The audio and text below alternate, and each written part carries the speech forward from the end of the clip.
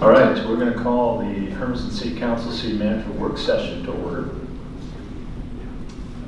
Work sessions don't require, well, I guess we've got a quorum, right? They don't require a quorum, right? So municipal court budget and budget overview. Mr. Smith. So we're going to start with the presentation on the court's budget, and Ms. Biles is here to take care of that. Good evening. Good evening. I'm going to hide out over here in the corner. Can you talk closer to the mic? Thank you. If I have to. Yes, please. Thank you. So I just have a brief presentation about municipal court and our budget and department overview.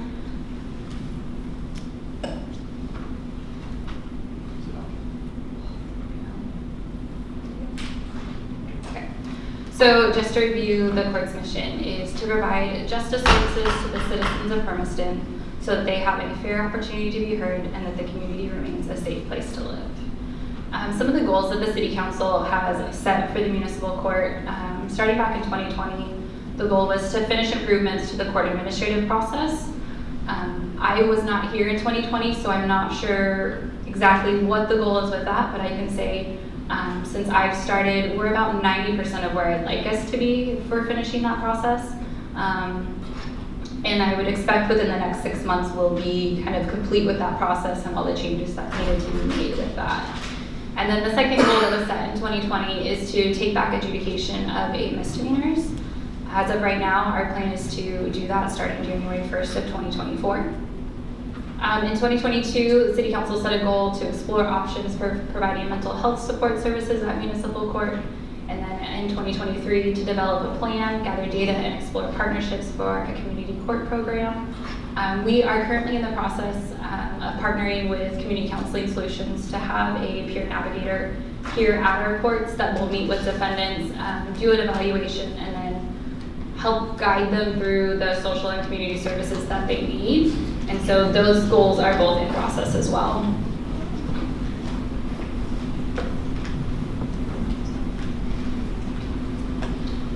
Just going over our caseload. So it's important to remember our caseload is completely dependent on what the Hermiston Police Department does. So we can't go drum up more business for ourselves. We can't increase our caseload on our own. It's reactive to what they do. So looking back in 2019, we received over 4,000 traffic and city ordinance violations. And then in 2022, we received just over 1,600.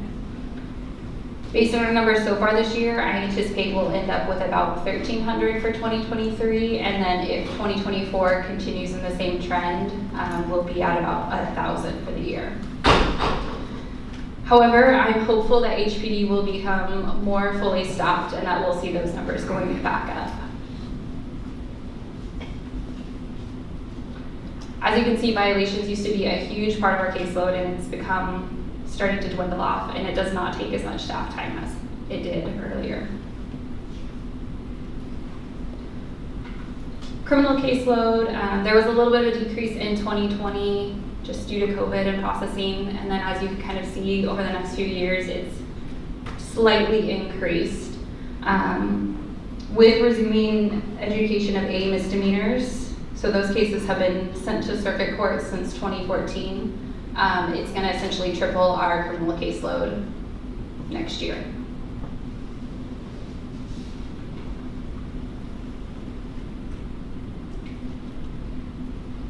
So staffing in our department, we have 3 city employees, so myself, the court administrator, and we have 2 court clerks. One is the primary for traffic and violations, and the other one is primary for criminal matters. We're both cross-trained to cover for each other, to be able to answer the phone for anyone who calls and be able to give case information. And then in their absence, I do back them up. But being a 3-person department, if you have one person gone or one person gone and the court administrator out because she had surgery, it is a strain to have such a small department at times to keep it functioning. We also do have an elected judge, and then we have contracted positions for our city prosecutor, our primary defense attorney, our backup defense attorney, and then the pro tem judge. And all of those people together that are necessary to the court operations, that does take up 91% of the municipal court's budget.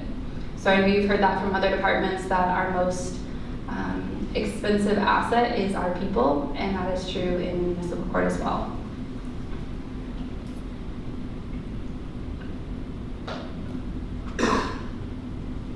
The court's annual revenue is approximately $250,000. However, we impose a lot more than that in fines and fees.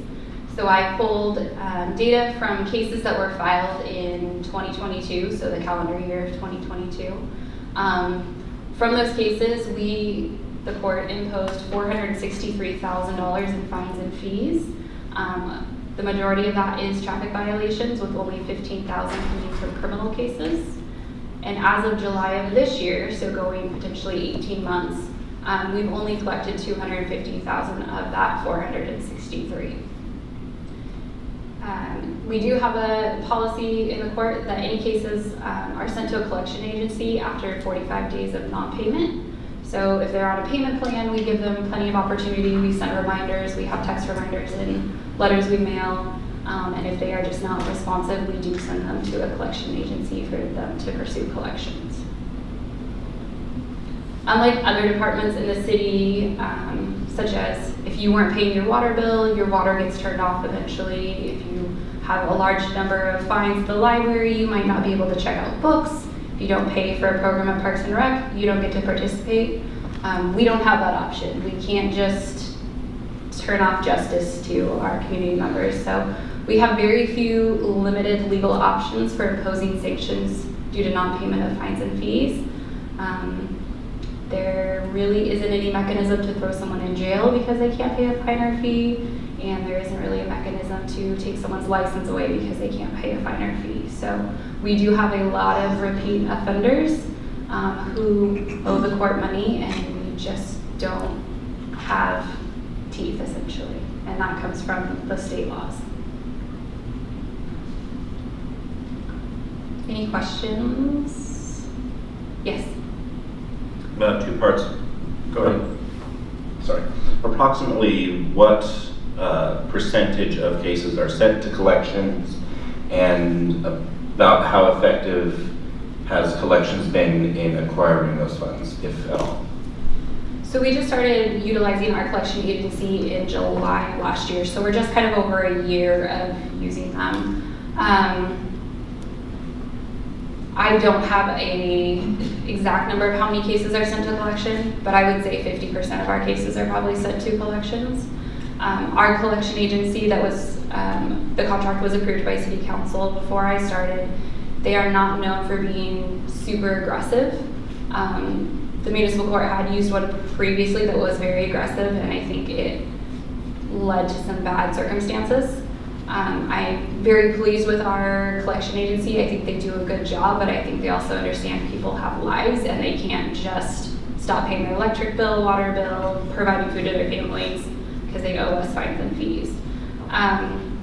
We've had good outcome. I can't say 100% of our cases have been collected on that we've sent to them, but we have closed over 100 cases within a year that owed us money. And it's not, I know it's not a lot, but it was good to see since we had just started in July of last year. Does that kind of answer?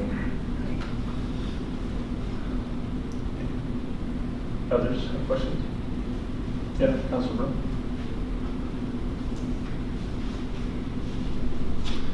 So at this point, they're just violations that you guys are searching fees for, right? There's no misdemeanors or anything else in municipal court? No, we do still have the B and C misdemeanors. Okay. The only ones we aren't doing right now are the Not the A's. A's. Yes. I wonder, and I guess I have to look back and remember which misdemeanors are which ones. I know that a DUI is an A misdemeanor, but I guess in terms of, and it's kind of hard with the state laws, but I'd like to see a way if there are individuals that are frequent flyers, and maybe if they're if the crime that they committed surrounded substances in one way or another, either before the crime, during the crime, or after the crime, if there would be a way, maybe instead of imposing fines, enforcing treatment, and then sanctioning if they're not able, or if they're not showing willingness to take steps towards treatment. So I guess, is that something that is being done right now, or is it being worked on? Awesome. So, and that's one reason you see the amount imposed from criminal cases is low, because most of them are being put on probation and given the opportunity to better their lives. And so we would rather see them going to treatment, and our prosecutor has been making those recommendations that they do at least an evaluation, and if the treatment provider deems they don't need treatment, then that is a professional's opinion and we aren't going to interfere with that. But yes, the prosecutor has been requiring them to pursue treatment, get a job, do community service work if they're not willing to do that. So adding that value and maybe addressing the underlying cause that got them into our court in the first place. Thank you, and I appreciate the efforts that prosecutors also making, trying to reduce the recidivism. It'd be nice to be able to collect some of this, but ultimately, if we get people back on their feet and they're doing the right thing, hopefully they can start doing other productive things for society. Thank you. And that kind of leads me into one of my last slides here is what value, does the court bring in? We're here to talk about budget, and unfortunately, justice and public safety programs should not be revenue focused. And when you're only worrying about the money out of these programs, you're losing the focus and the intent behind them. And so we do work really hard to hold the citizens accountable. We try to get, when I say we, it's the prosecutor filing criminal cases. So criminal cases are usually filed with our court within 3 weeks of the alleged violation. Traffic cases are usually filed within a week. And so we are getting that into the court quickly. We're being able to see them, get their cases heard, and get those terms of probation, treatment, community service work turned around rather quickly to hopefully interact with their lives and to prevent them from committing the offenses again. We have this year stepped up our traffic safety education program, and so it used to just be kind of diversion of, okay, you pay a fine and you don't commit any offenses, but we stepped it up this year and are requiring online traffic safety education courses, and we've had a lot of good feedback from people. It's a 3-hour commitment for them to go and do this course online, but we've had a lot of people say, you know what, I really needed to hear this, and this is something I'm going to share with my friends because I didn't understand how my poor driving was contributing to potential accidents. And so we do want to not only hold them accountable, but educate them and make our citizens better than when they came in the first time to see us. So like I said, we also try to get the cases initiated quickly. So we have a timely hearing, we provide fair and equitable services. No matter the language that someone needs, we have interpreters available by phone for them so that they can receive their court hearing in the language that they understand best. And we do have a lot that speak different dialects, and they try to say, oh, Spanish is fine, but really they don't understand enough Spanish. And so sometimes we have to go searching for those interpreters, but that's important to us, and we will continue to do that. So just a little bit of data about the misdemeanor cases, like I said, from 2022. So the city prosecutor filed 97% of the cases that were referred to him from the Hermiston Police Department, whereas in looking at circuit court records, only 71% of the cases were referred to the district attorney's office were filed. And they still do have time, misdemeanors can be filed within 2 years, and so they still could file some of those cases, but looking in July of this year, that's the data that I was able to find out. So we also, like I said, we're partnering with Community Counseling Solutions to have one of their employees here at our criminal court sessions to meet with defendants. So it's not just saying, okay, we want you to go to this building across town and meet with this person. It's a face-to-face contact. They can do an assessment and they can start to get them on the path, whether that's treatment, housing, getting an ID card so they can get a job, helping them with job skills and that kind of information. So that is still, we're working on that. They're looking to hire employees for that, and that's something we're really looking forward to starting with in 2024. A couple of questions. Yes. And maybe the chief can address the first one. You were pretty direct about violations. They were down from 4,000 in 2019, and they're at 1,800, and you're expecting 1,000 next year. Chief, can you address that and the trajectory we're on? Is that staffing only issues? Is that we used to be more focused on traffic? I mean, what is the distinction between the 3,000? So the main reason for the last 3 years, is the pandemic aside, has been staffing. And so I mentioned it at the Public Safety Committee meeting. We haven't had our dedicated traffic officers for roughly 3 years. So when the troops, and I'm not trying to make excuses, but when the troops are going call to call to call, sometimes traffic goes by the wayside. So having somebody that's out there dedicated to traffic, assisting with the crashes, has been a huge benefit in the past and helps with our enforcement. I mean, one of the major things that we get judged on as counselors and city officials all the time is public safety, and sometimes it's traffic, and especially 395 traffic, and where we're at as a society, and the issues that we're dealing with recently with the uptick in criminal stuff activity. And so, historically, part of that violation or part of the trafficking led to further investigation and further decreases in maybe criminal activity, because we were able to maybe look through the car and catch drugs or guns or some other criminal activity. And part of that process, that's been really limited also because of state law in the last couple of years. Is that right? Correct. Not only that, but in layman's terms, you have to have a justified reason to lodge somebody in jail. And so whether or not that's right or wrong, or what the intent is, there's a lot of stuff that's in transit, what you're talking about. And so if we're not able to be proactive, we're missing a lot. And so I guess the question I have back to Jillian, 50% collection is not very good, just being honest. And so what is your annual budget to run your full department? I meant to look that up earlier today. I know it's around 700,000. And we're collecting 250 currently in fines, is that right? And so those 250, do we get to share those with the state as well? Or is that all coming straight to the city? No, that is, part of that is going to the state and the county. Yeah. So I guess I'd like to know what the net is on that.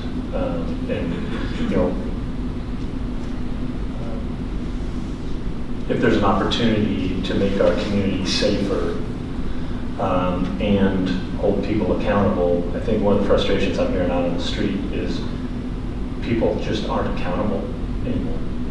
We don't make people have to answer to their actions. And so when they know that they're not going to have to pay a fine, I just don't pay it.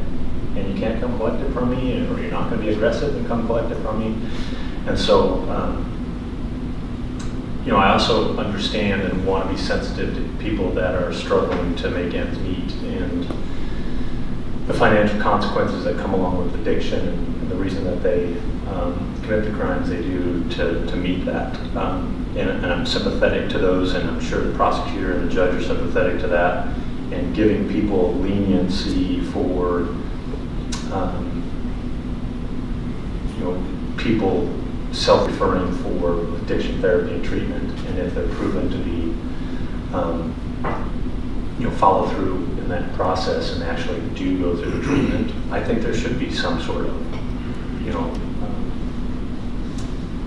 amnesty, for better lack of word, or expunging of the fines or the fees or whatever, if that's their primary cause. But if our community or our society continues to know that there's no repercussions for their actions, I think it's a bad message.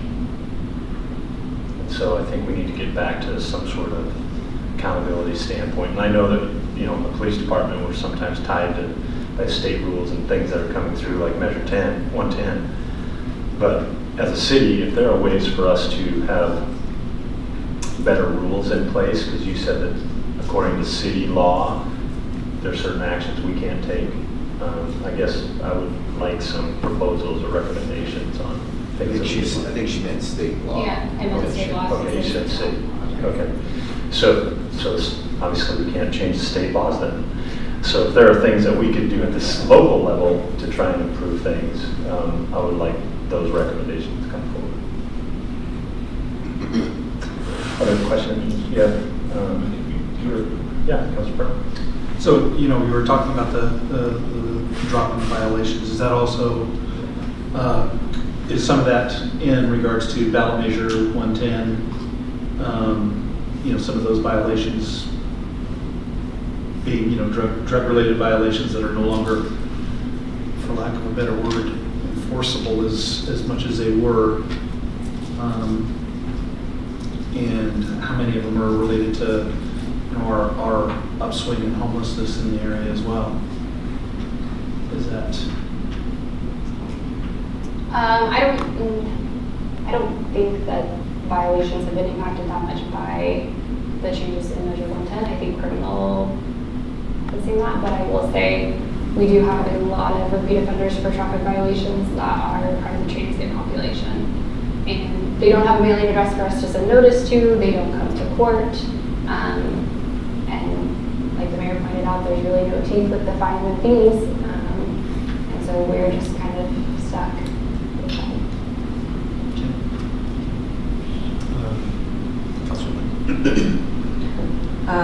I would like to know where you have some that says they don't speak English when they come to court, and you have to hire a interpreter. Who pays for that? The city pays for the interpretive services. And so, is there a way that they can pay part of it, or half of it, or even all of it if they need the services? We don't charge someone to ensure that they have a fair hearing for court so that they can understand it in their language.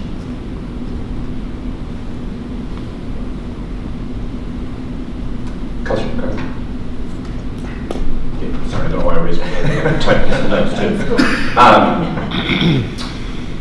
You mentioned by 24 being able to do Class A. Are we on target to do that in the early 24 right now? Yes. And then what impact, both in caseload and potential revenue, because I think that was part of the discussion in 2020, do we have an idea of what kind of impact that might bring as far as for collections and potential stress on the court? I'm also interested in that. So caseload, it is going to, like I said, almost triple our caseload. From a staffing perspective, we are ready for that. We have gotten to a point where we are efficient. We've utilized our new system that we got in 2021, and my staff is fully ready to take that on. Revenue-wise, it could potentially increase our revenues. So, like we said, Dewey's is a misdemeanor that we'll be bringing back, and there is some mandatory fines that come with those. So, that is a potential increase in revenue, but crimes will never be a large portion of revenue. It's traffic violations is usually the larger revenue driver for municipal courts. And Mr. Mayor, just from watching revenues over the last, 7 or 8 years from courts, I mean, it's really hard to predict. They fluctuate a lot. Even when we were doing 8 misdemeanors or not, we actually got Dewey revenue for years after we stopped, because some of those fines go on for periods of time after the adjudication happens, and so it was really hard to predict. Councilor Brown. Jillian, I just want to say I appreciate your guys' commitment to justice and public safety and what those 3 things you guys are focusing on. At the end of the day, I think it's like you mentioned, the court is one of those things that's not a moneymaker. And I think for the community to build trust and its public safety, it shouldn't be viewed as that either. I do want to also say that your guys' job is very tough. After school, I like to kind of hang out by Mackenzie Park every now and then. And so last week I went by Mackenzie Park, and there was this person that flagged me down who spoke very little Spanish and was clearly speaking a different language, and so they were trying to get to the court. And I think that the police department had already helped them out because they gave them an address, and they still didn't know where they were supposed to go. And I tried to point to where they needed to go. I tried to show them on my phone. I even tried to show them a picture of City Hall. And that just kind of goes to show you how difficult like the education and the language barriers can be. And so you guys have a very big task to do, and I appreciate the values that your department is bringing, and it's a tall task. It really is. And so I just look to see if there's anything that we can do to assist. I just also want the council to know too, like this is kind of the level of some of the work that they do. And so trying to be able to connect people with justice and give them fair and equitable justice, and that's not an easy thing to do either. And so I appreciate you as a department head and in your role leading the way for righteous justice. I think that's the right way to do it, even if it's incredibly hard. Thank you, I appreciate it. I'm very lucky, all of my staff is very committed to what we do, and they see the benefit of what we do, and it's not an easy job, and no one comes to court because it's fun and happy and they just want to be there, and so we deal with a lot of disgruntled people, but I have great clerks that see the value in what we do and really do want to help people and make our community a better place, and so I appreciate their commitment to this job. Yeah. Councilor Peterson. When you're talking about, being able to get the fines paid, which is important, it's important that we pay the bills, but I think we want to be careful that we don't paint our law enforcement officers as, we all hear the tales about, they have to make their quota and that sort of thing, and that is not what they're there for. They're for, public safety, and we know that. I grew up in a law enforcement household. We all know that law enforcement, they're there for public safety. They're not there for, to get their quota and then, pay the government bill. But unfortunately, these kinds of conversations can, lead to that picture being painted, and so, keeping our eye on the goal that this is just about, accountability and helping people take care of their business. And so when it comes to the language barrier, we have a lot of people that come through this area, and the last thing we want to do is make them not want to go to court because they're going to be faced with a literacy barrier or an illiteracy barrier or anything of that sort. So I would like us to be a little cautious in how we phrase this conversation, because our law enforcement is out there not to raise money for us, but to keep us safe, and they're doing a really good job. But they don't do quotas. They know that. And I'm not saying that that's what we're saying, but we know that's how the conversation gets painted in the public quite often. Jillian, a couple other questions. Drug court, and so is that something that can be administered on a local level? And have you looked at that as an expanded option? Drug court is hard because drugs are no longer crimes. It is potentially something we could expand with the misdemeanors coming back. That's we're doing kind of a watered down version of that with this partnership with CCS. The thing about drug court, it's a big time investment from all parties involved, and that's going to cost more money for the city prosecutor, for the judge, and for my staff to be doing that. It's definitely something I'm passionate about. That's what I worked in before I came to the city here. And we had previously talked about the community court, which is similar to the drug court.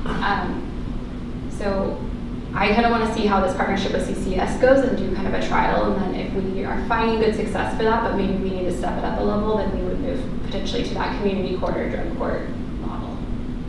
How accessible is drug and alcohol counseling to your population? What do you mean by accessible? How available is it? Do you have plenty of people that can provide those services? That I'm not sure about. I don't know timelines, but that is one reason we are working with CCS and providing a little bit of the funding that we've received from the opioid settlement to have a designated person here in court. And they would be able to take them to those appointments and make sure that they're getting in a timely manner.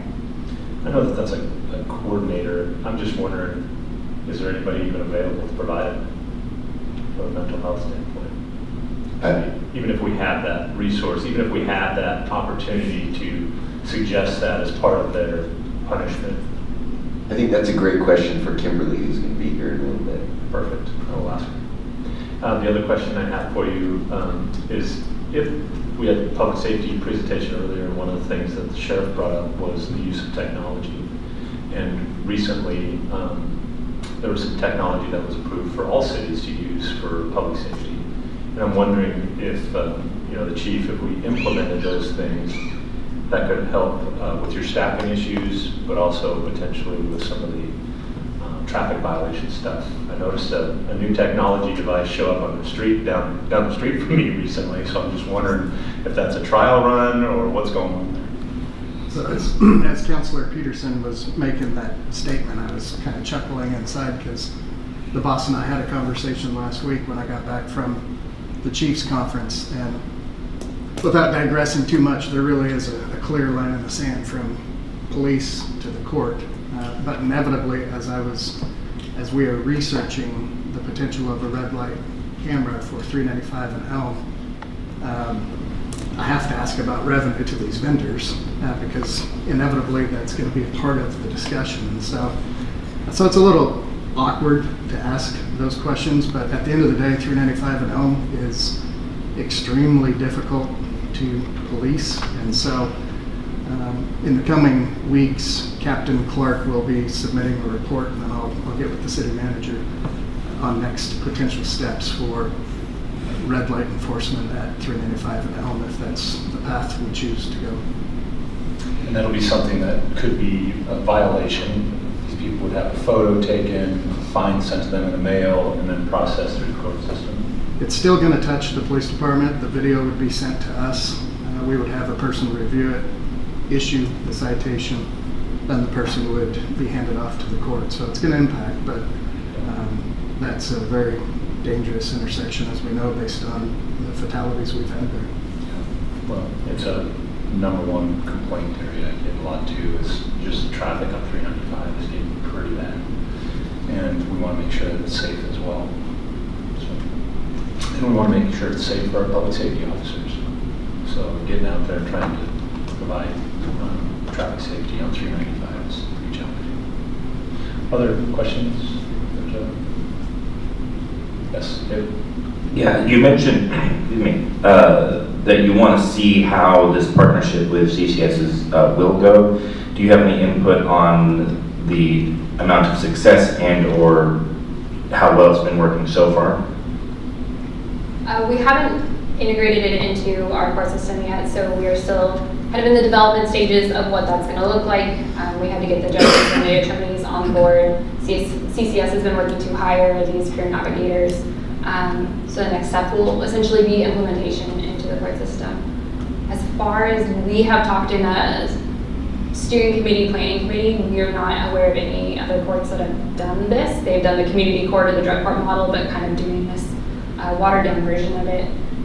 So we're kind of piloting it. It is us and Hamilton Municipal Court that's piloting this, and we're excited to kind of see how it works out and how it can expand. Other questions? All right. Thank you, Jillian. Thank you. Byron, you have something else on the schedule? Yes, so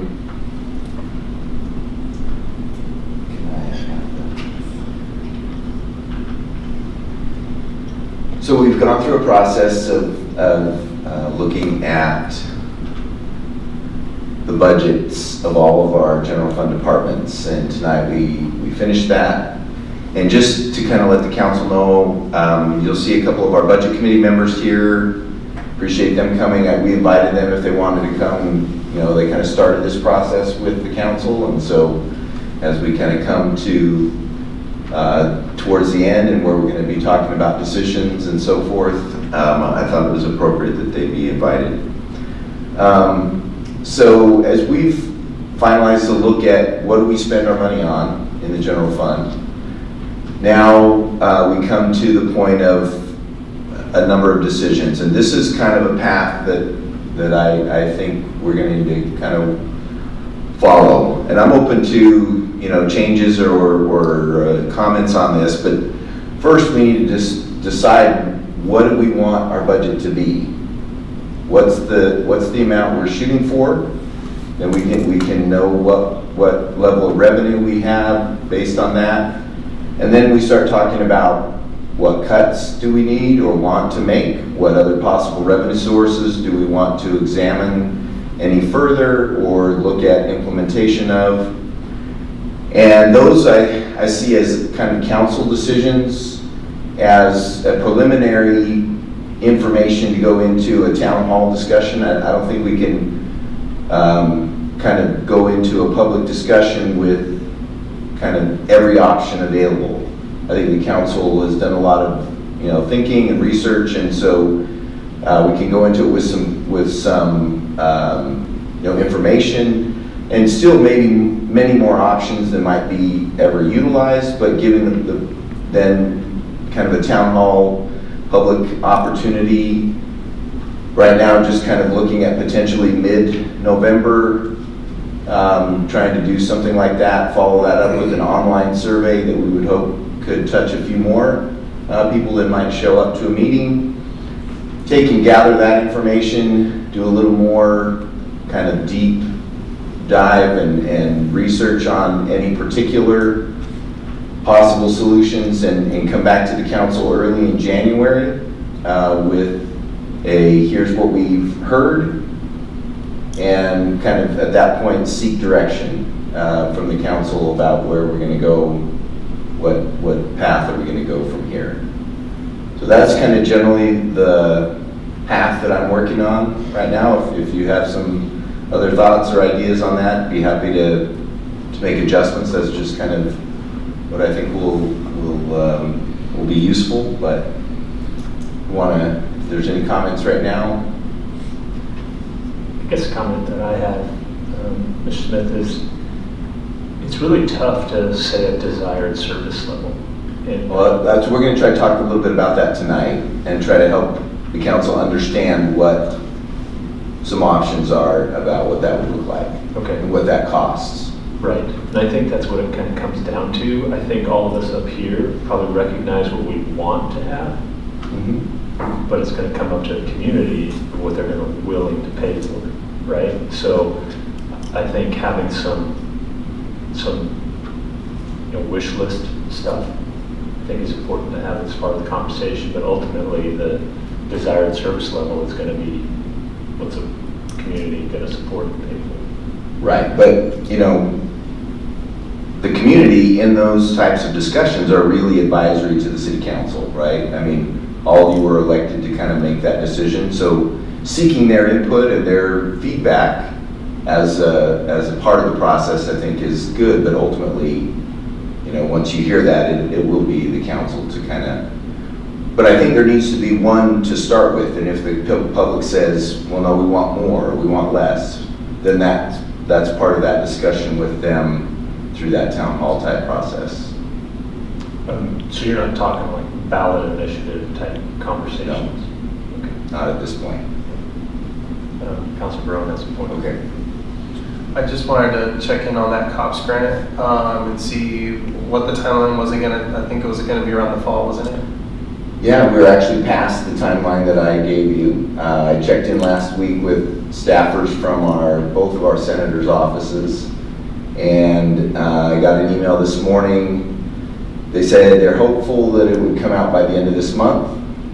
The last time we, as a city, got a COPS grant, it was in November that we found out. So we'll see, maybe in the next 2 months, maybe we might find out on that. And so that still fits kind of in this timeline. We can see how that works before a final decision would be needed.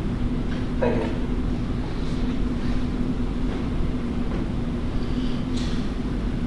Okay, one of the things that we felt like would be informative as far as a desired service level, you know, we've done a lot of public outreach over the past few years in different forms, in different ways.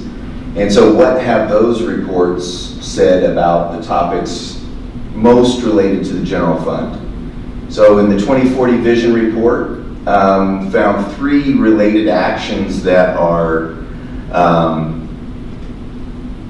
kind of on target with typical general fund operations. So first, action 2.1, offer access to diverse recreational and wellness opportunities for everyone.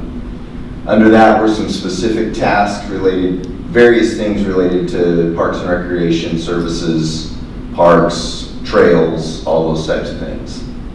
2.3 was provide a healthy and safe environment.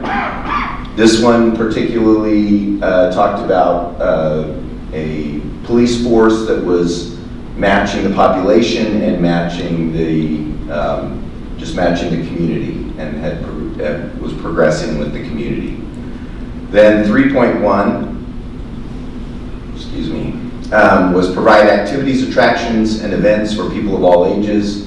This one did kind of touch on kind of some of the events that Parks and Rec puts together, but also talked about library services available to all ages. So that's the first kind of public feedback. So at the end of 2019, we did a phone survey. We actually got the report right before COVID hit.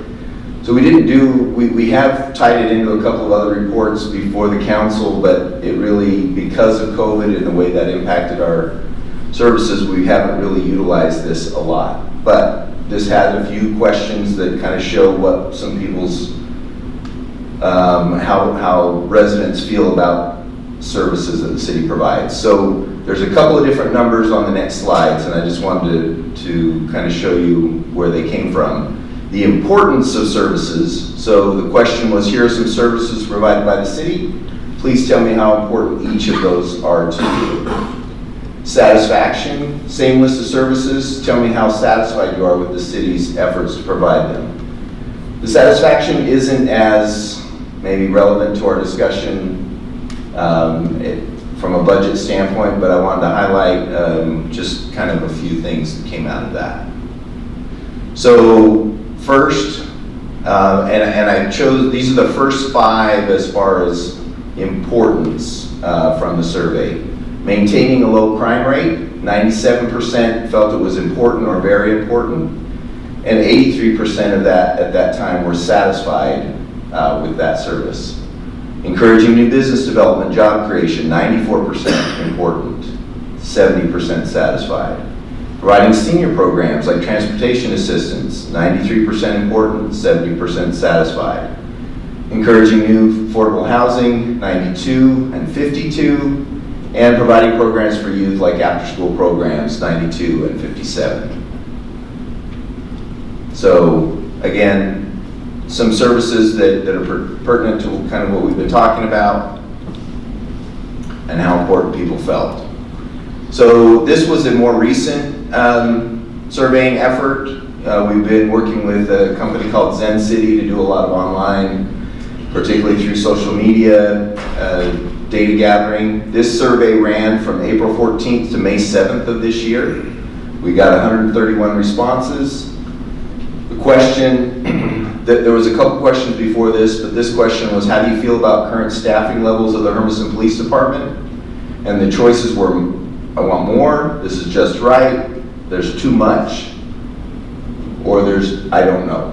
61% said we needed more officers under that survey. And then the next question was, if you need to pay more for these services, how do you feel about using these different potential revenue sources?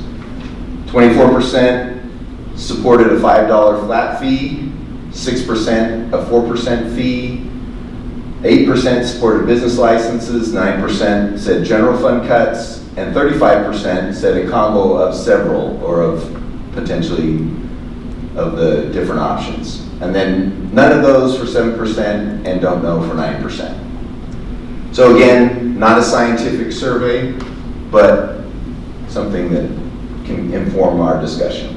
Mr. McCarthy? I may be misreading, but is the combo of several its own option, and thus do we get closer to 100% that way?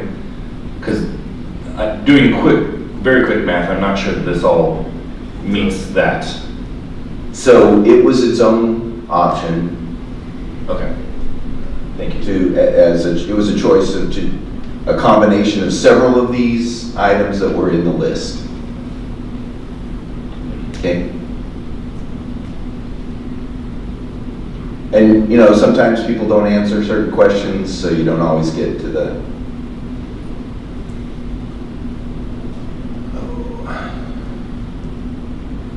Okay, so one thought about what would be a desired level of service could be kind of a status quo budget level. Not saying it is or isn't, this is just one that I can easily put numbers together and show you, and then we can work off of that to come to something in the future. So the budget that was adopted is in the yellow column on the left, and the column to the right in the green is what I would call the status quo. If we were to go back to the number of staff and the services with a few changes. So from the adopted budget, these are the changes. We took out the loan proceeds, so that's $673,000. We restored funding for the part-time library and the full-time recreation coordinator positions. Restored the council budget to what it was the prior year. And then staff did a lot of work as we were looking into the budget process and came up with about $170,000 worth of materials and services cuts. So cuts to different things that are not people. And then down below, in the box below, it's not included, but if you just use that top box, that's $754,000 that need to be made up in one way or another. Then, if we want to talk about additional police officers, that's $370,000 for 3 new officers. So that's if that were to be a choice, that would be on top of the 754. Mr. Smith, in the personnel costs, what Yes. are you including in there for roll-up? It's all the costs, so Talking about retirement. percent of increase in salary? It did include an increase, but this is just the year we've adopted. Okay. And so it's just making changes to that. It's not we haven't currently kind of looked forward and put growth into. The $250,000 in personnel costs, what is that? So there's 196 in new, in the part-time library and the recreation coordinator positions. And then some of the council budget would be in personnel costs as well. Okay. Thank you. Councilor McCarthy? Just so I'm clear, is that the status quo budget plus funding 3 new police officers would be approximately adding additional $1.1 million? Correct. Potential revenue. Either cuts or revenue, yes. But if I understood what you just said prior to that, that doesn't include any conversations around employee pay increases. Right, that's if we were to make this year's budget the status quo budget.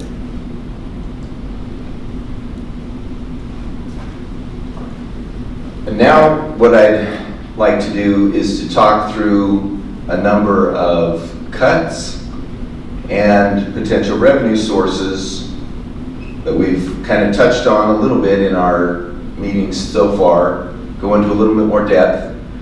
Now, with that mid-November potential town hall, what my thinking was that this discussion here would probably carry over into a second workshop at the November 13th council meeting, which would then be able to be wrapped up and kind of go forward, ready to talk to the public either later that week or sometime soon thereafter. Or if need be, this could be kind of the first part of a discussion through the town hall if we needed to schedule that meeting before the next council meeting, which that's kind of a calendaring issue. Okay, so just to kind of start the discussion, this is an additional cut that could be made. So what it would be is a cut to funding for street programs. So right now, we send 33% of franchise fees to the street fund for street construction and maintenance. So the current amount that goes to the general fund is $990,000 out of the franchise fees. Positives on this, it would take council action to change. That's a resolution the council passed. They can change, you as the council can change that. Negatives, it's going to take out street construction and maintenance resource that we've utilized and has been a value to the city. The yield on that is about $15,000 per 1% change. So for an example, if we were to go down to 10% going to the street fund, that's about a $340,000 increase to the general fund per year. But it's a cut because now we are doing less for streets and providing a lower level of street service. Sorry, I'm confused. You're gonna have to explain your math to me. When you say you yield $15,000 per 1% change, so 33% of our franchise fee currently goes to street construction. So you're saying 32% would go to street construction, we'd get $15,000. Yes. Is that right? Mm-hmm. And so in order to get $340,000 increase, what percent change are you talking about? That's going down to 10% to the street fund, 90% to the general fund. So 23% to the city instead of the, gotcha, and then 10% to 10% to the street fund. street, Correct. which would be a decrease. It's a decrease of $340,000 to the street fund, but an increase of that same amount to the general fund.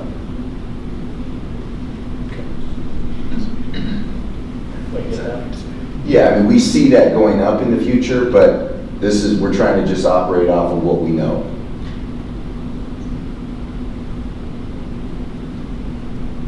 Any other questions on this? Councilor Martin? Yes. Is this, if this passes, is this going to be for 1 year or? Well, I mean, it can be whatever the council decides. It's been at 33% for about 6 years. It's been that way for 6 years, so, I mean, but it could be for 1, it could be 2, you know, it could change back if we see increases in revenue in other ways. Thank you. Do you have any projection on next year's franchise fees? We do a little bit, but it's really kind of a shot in the dark, just because we don't know when the power is going to turn on at a higher level at the Amazon locations. And we have some projections, but again, this is just to kind of get a picture of what would the impact be on 1 year, and then we can talk about what that might look like in a projection. Okay. And then you go deeper. I'm going to go to one more, and then that'll probably be time for us to. So So now possible revenues. So increase the transient room tax rate. Our current rate is 8% plus $2 per room night. And that's the TPA, Tourism Promotion Assessment. You know, trying to just give you a picture of that, the effective rate is about 9.8%. That really depends on the type of hotel room, the price of the hotel room. The effective rate's higher on a $50 a night versus a $120 a night. But that's about 9.8%. So the positive, one of the positives, tax non-residents. Most of the people staying in hotels are from out of town. Minus, there's some strict limitations on the use. So, Mr. Morgan talked about this kind of early on as we started to go into the budget, but the yield to the general fund on the first 1% increases would be about $100,000. But any other 1% increases on that, the yield is about $30,000. Now, the reason is the state put a limitation and required that all, was it 2003, I believe, any changes to this tax would, from 2003 on, you have to spend 70% on tourism-related activities, 30% can go to general. So, because we instituted the $2 on the tourism promotion assessment, all of that is going towards tourism-related activities. And so, if we were to add on to that, we put that all together, we can take almost the full 1% and put it on general activities because we're already, of the new taxes, we're already spending 70% on tourism-related activities. So that's why the difference between the first percent and the any subsequent percents. Mr. Mayor, Councilor Peterson. Yes, Councilor Peterson. So considering that and taking into account the move of the previous fund, then if we were to do both, right, could we then take the additional like 70% out of that 0.1%, or out of that 1%, and use that to kind of, because then we'd have less money in the street fund, right? Basically trying to use the tourism money, right? That would go towards tourism things. Make less money, put less money in the tourism thing, and then put that in the street fund. Can't do it that way? The state doesn't recognize street repairs as a tourism activity. Even if you're building new tourism-based infrastructure? No. That you could have done? That's one of the issues the coastal cities really have with this because, I was just talking with a city manager from Newport. Their city triples in population over a weekend, and yet they can't fix their streets with that tourism money. Their tourism money, their TRT is almost as much as their property tax in their budget. And they can't spend that on those types of things. They can't even spend it on police who obviously have extra activity because of all of the laws pretty strict.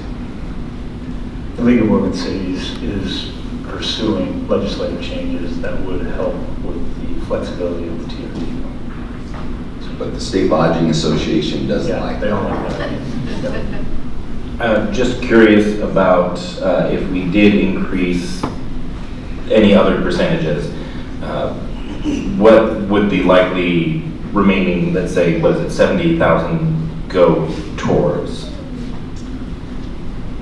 We don't have, I don't have a good answer for you for that.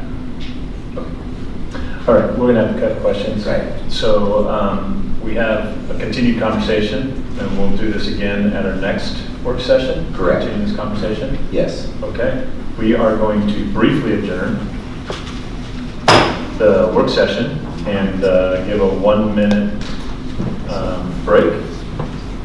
for our visitors to come in.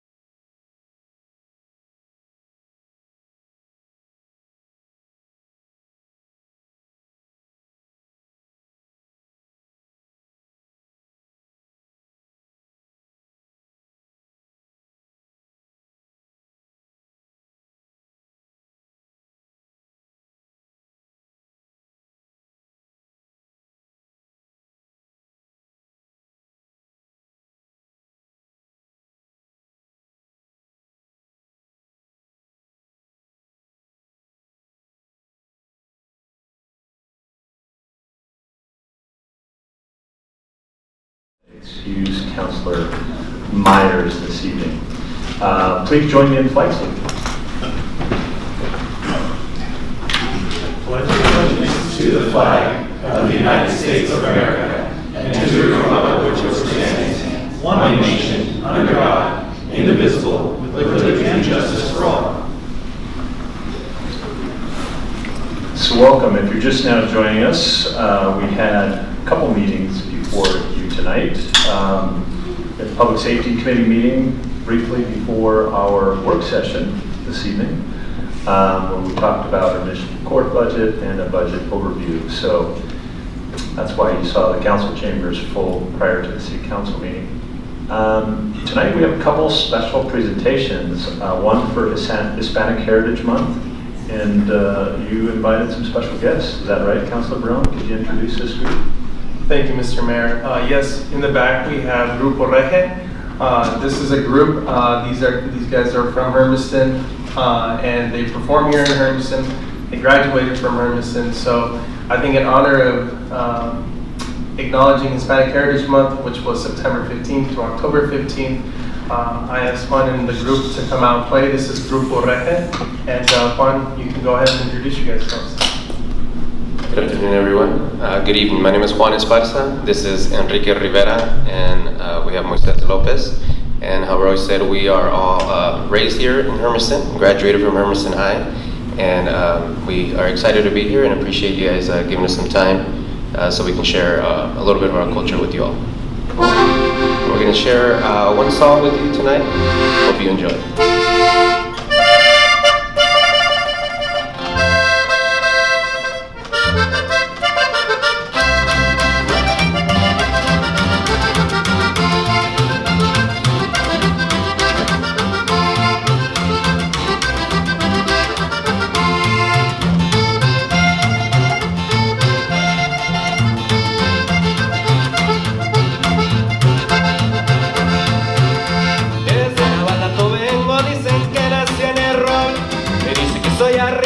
Porque el chifle se para y se le está viendo el sombrero, ya verán cómo repara. Ay, ay, ay.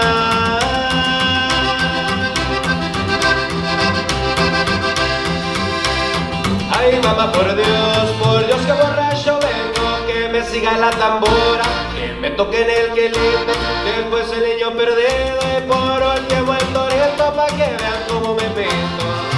Ay, ay, ay.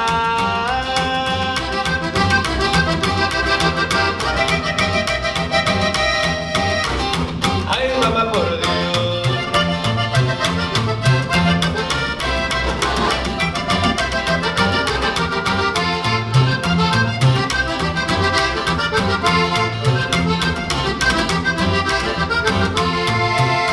Me dicen enamorado, pero de eso nada tengo. Todos me dicen el Jackie, pero con suerte, porque si me salta un gallo no me rapa la muerte. Ay, ay, ay.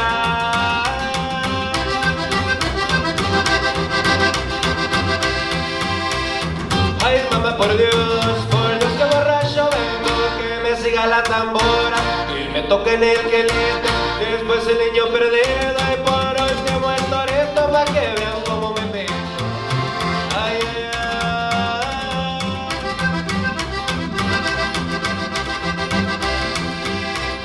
Ay, mamá, por Dios.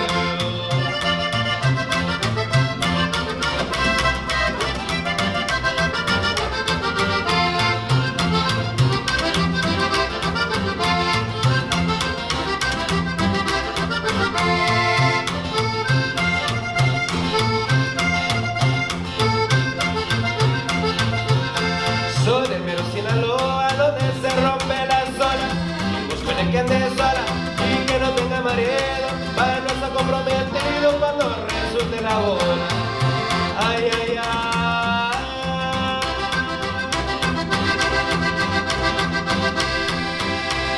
Ay, mamá, por Dios que borracho vengo, que me siga la tambora, que me toquen el quelite, que después el niño perdido y por último el torito, pa' que vean cómo me pinto. Ay, ay, ay.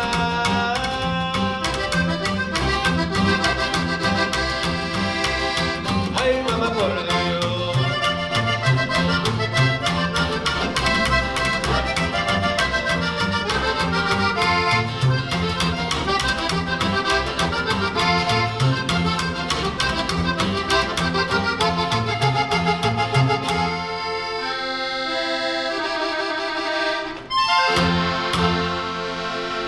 Thank you very much.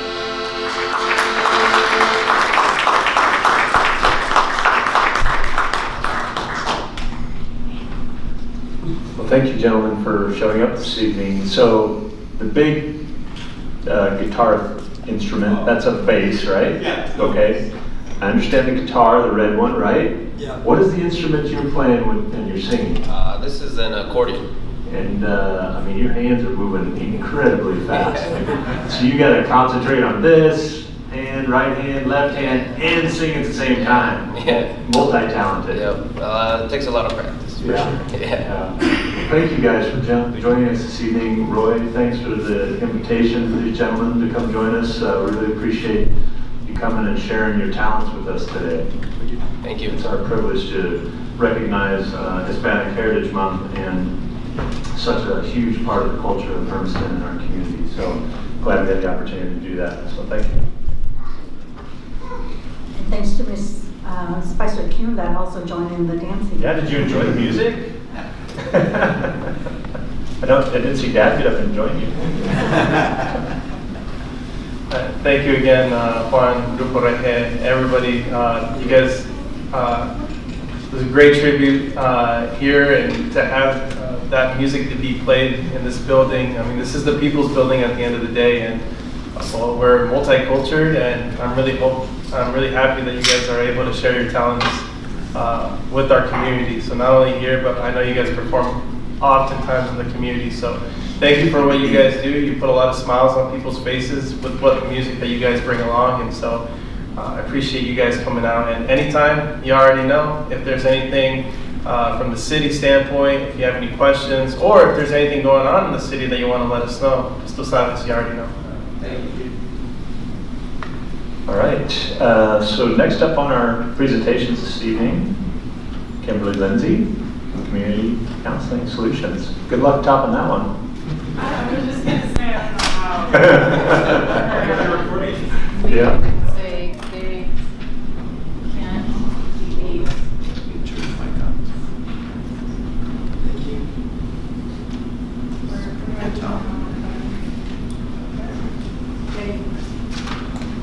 There you go. Welcome. Good to see you again. It's good to be here. I was thinking I would share with you what's going on inside and outside of CCS. A few things more specific to Hermiston, and then open it up for questions. But if you have a different agenda or you want me to do something different, let me know. We had questions or whatever. Maybe time for questions at the end. And how long do I have? Because I can talk. We've never like set a specific time limit on people, but you know. All right. Well, if I see yawns, I'll take that as a cue that it's time. Well, you've never been to city council. People yawn all the time. All right. So a little peek under the hood at CCS. Every year we participate in the Oregon Business Magazine's 100 Best Nonprofits. It is an excellent survey that the employees participate in that where we are ranked across 7 different areas. We're compared to other nonprofits in Oregon, and then specifically other non-large or other large nonprofits. I'm pleased to say that this year we made the list of the 100 best. We haven't made the list since 2012, so it's great to be back on it. If any of you get the Oregon Business Magazine, look for CCS's name. We're there, yay. I think we're like 25th out of 100. I'll take it. What I shared with you, and I won't go over it by page, is the result of the survey. So you can see how we rate compared to other nonprofits, opportunities for improvement within our organization. In the back, there are specific comments, pros and cons. We do use this information every 3 years to update our strategic plan. We will be updating the strategic plan again this next spring. So this survey in particular will have a lot of focus placed upon it. Any questions on this? I know that you're just seeing it for the first time. So Byron has my email address and my phone number. And you're welcome to give me a call or text or email. I like talking, so. Congratulations. Thank you. We recently had a site review done by Optum. I feel like we're in a constant state of audit or review. You all might feel the same way. Optum is an auditing company that many insurance companies contract with, places like Regence, Blue Cross, Blue Shield, or Pacific Source. to ensure that the quality of care that's being received is adequate or good. We've never been audited by Optum before, so we were not sure what was going to come of it. They took a look at 100 charts. If you flip to the backside of that document that I gave you, you can see that there was 4 findings, 4 things that we needed to improve. I just want to point out, I hope I don't sound offensive, if you missed one, so one chart out of 100 is going to get listed, you can see where there was 3 charts out of 100 that was missing some family history, 1 that was missing a day for a follow-up appointment, and then 2 each for coordination of care. It's a 95% score. They said that's the best that they have ever given, so very excited about that. Next time I come, I should have the state report next time I come. The state is supposed to have the report out to us in 30, I'll say 60 days and give grace. They came and audited us in April, and I haven't received the report yet. But I figured if we were a going issue, I would have had it just a few days after. So they've said that that's a good sign, and I'm going to go with that. And that is an audit for both mental health as well as addiction. Next document, we do a quarterly newsletter, good bedtime reading. It does give you some information about the work we're doing. I wanted to highlight a program of CCS's called the David Rumphrey Oregon Warm Line. It's been in the news for good reasons recently. If you listen to OPG or read the Oregonian or the Capital Press, there's been a funding issue with it that I think we have resolved, but nonetheless, it's a great program to discuss. The warm line is different from a hotline. Hotline, people are typically in significant distress. There's something emergent or urgent that are going on. They might be in need of a higher level of care, an emergency room, law enforcement might need to show up. A warm line is preventative in nature. Somebody can call at 2 a.m., maybe they're just experiencing some big life issues, they'd like to talk and work through it as opposed to going to an emergency room. When they call, they're talking to a trained peer who has that lived life experience. We started the warm line, CCS did, back in around 2005. It was operated by 2 farmers out of Wheeler County, Oregon. Well, one was a painter. So 1 farmer, 1 painter, 5 hours a week, Fridays from 5 to 10. And the first week there was no calls. The second week there was 1 call.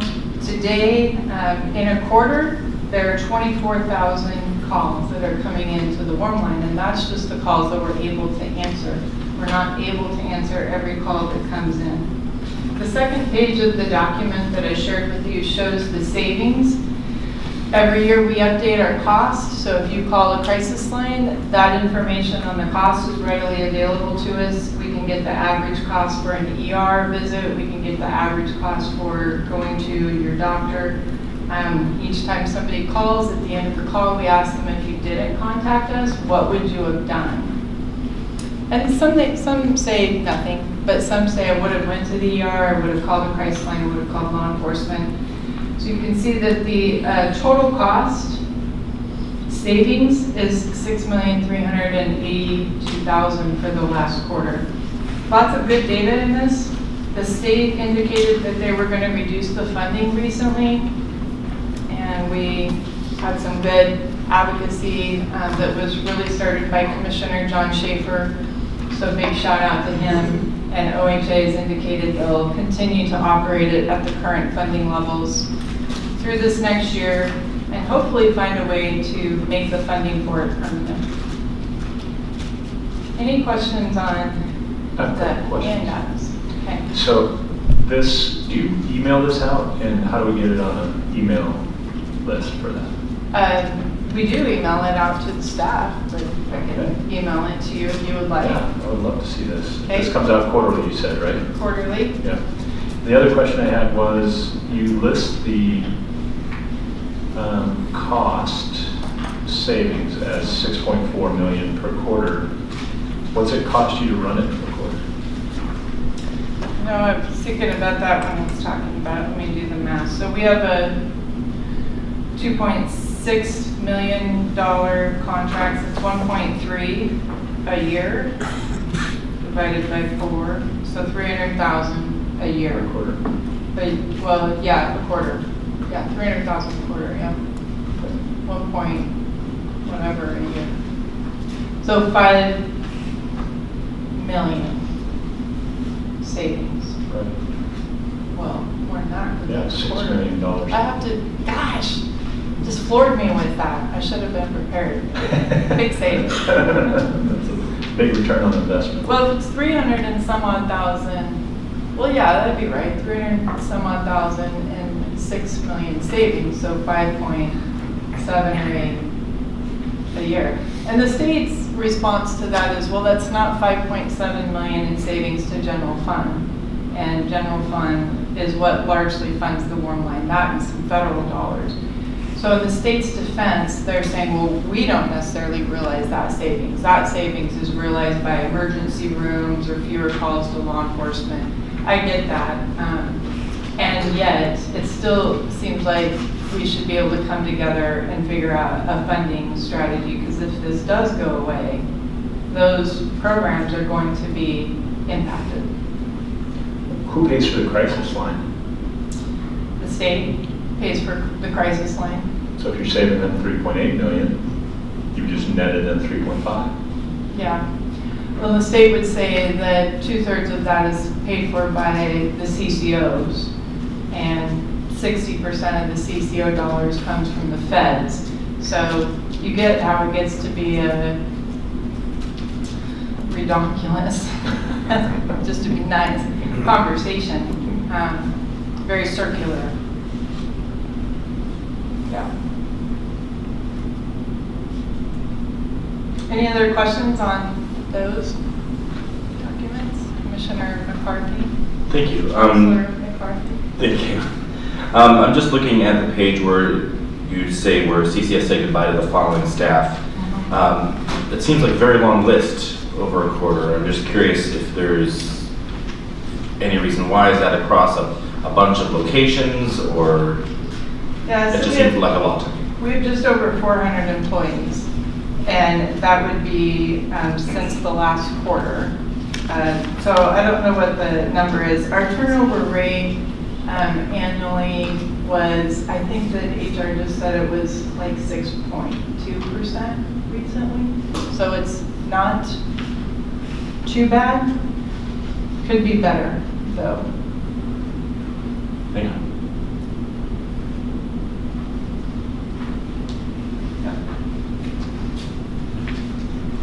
Others? Hey. Councilor Barone has a question. Okay. More of a question on, we were just having a conversation a little bit earlier about our court system. So I was just more or less wondering if when a referral is made for an intake, what more or less is your guys' timeline right now between your guys' staffing and the amount of clients coming your way? For mental health or for addictions? Addictions. Probably about a week out, unless a person, if they indicate that they are in need of service right away, if it's a crisis, we're able to get them in a little bit sooner. But in general, a week. There's Milton, Free Water, Hermiston, and Pendleton, so I'm just trying to pull a collective average there. Do you differentiate between clinicians that are doing regular outpatient services and maybe clinicians that are receiving clients because of the criminal justice system? In that response, there's no differentiation between the type of referral. I guess more or less I was wondering if there'd be additional work for the clinician that maybe has to report back to probation and those kind of things about treatment. There's some additional work, but candidly, that is most of the people that we serve. So I think that that's work that we're used to. I did have on my list to discuss Measure 110, if we can stomach that. And so the number of referrals have decreased because the number of folks accessing treatment has decreased. Yeah. I think the question comes from a question that I asked earlier. Jillian Biles, our court administrator, was here. She's not here now. We had a work session earlier where we talked about her budget, and the question revolved around drug court and the effectiveness of drug court. And as the state converses about Measure 110 and the resources that are available to address offenders of drug and alcohol related offenses or somewhat connected offenses, and if there was a drug court that we could sentence people into, what would be the availability to them for therapy, for drug and alcohol counseling? Is it readily available, and are there enough providers if that were reinstituted through some sort of Measure 110 fix? Complicated question. I guess I asked the question because we're talking about local solutions in our criminal justice system. So I also wanted to talk about a program that Jillian and Byron have been a part of starting. So maybe we can come back to that. We're calling it the MIP program, not minor possession, but municipal intervention program. And that's how your opioid dollars are being spent. So thank you very much for agreeing to give this program a try. That is, though, more specific to opioid. It's an amazing program, especially with regards to access. And so, though specific to drug court, if you reinitiated, well, there is a drug court program currently in Umatilla County, but the funding has been reduced. The funding for that came from community corrections, and they redirected some resources. That's not a criticism, just a statement. And then the state was putting a lot of money into drug courts up until about 4 or 5 years ago, and that's largely been significantly reduced. Drug courts are expensive to run due to the significant oversight that comes from administering the program, the amount of time that the judges are using, meeting weekly with those that are enrolled, the amount of time on the treatment side, the amount of time on the corrections side, and then sanctions side from if somebody is to go to jail. So because of the funding, that has been a challenge. And so we did reduce the time. It does still exist. There's also not the number of people getting referred to it, right? Because to get referred into drug court in Umatilla County, even today, you have to have a felony charge and be willing to participate. And you generally need some impetus behind you to get you there to the drug court. And so minus the charges that aren't occurring, the referrals just aren't there. So there's vacancy within the existing drug court, but the referrals aren't there.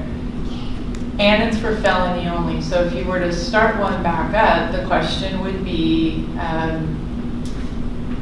what your resources would be. Would all the partners be willing to come together? And how are you going to get the people there? People are not,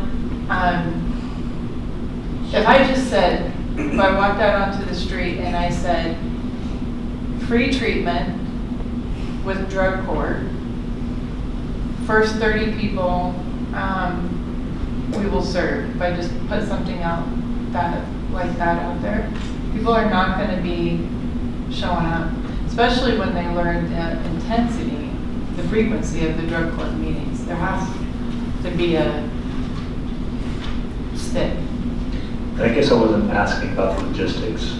of how that would all work and operate. I'm just wondering, in your perspective, are there enough therapists out there providing drug and alcohol treatment that if we had an increase in referrals, they'd be able to take it? Yeah, well, there's a workforce issue. It's probably just, I talked about that last year. So there are Still the same vacancies. problem. Still the same problem. It's a little bit better. Any one agency, CCS is probably the only one. Well, it depends upon how many people you're going to allow into the program. If you're going to have a program of 60 or more, which is where Umatilla County used to be several years ago, I don't know of any one agency besides CCS that would have the staffing to do it now. But I don't know that we have the capacity to do it right now. You have to have multiple clinicians, multiple groups. Yeah. Drug court programs are amazing, so.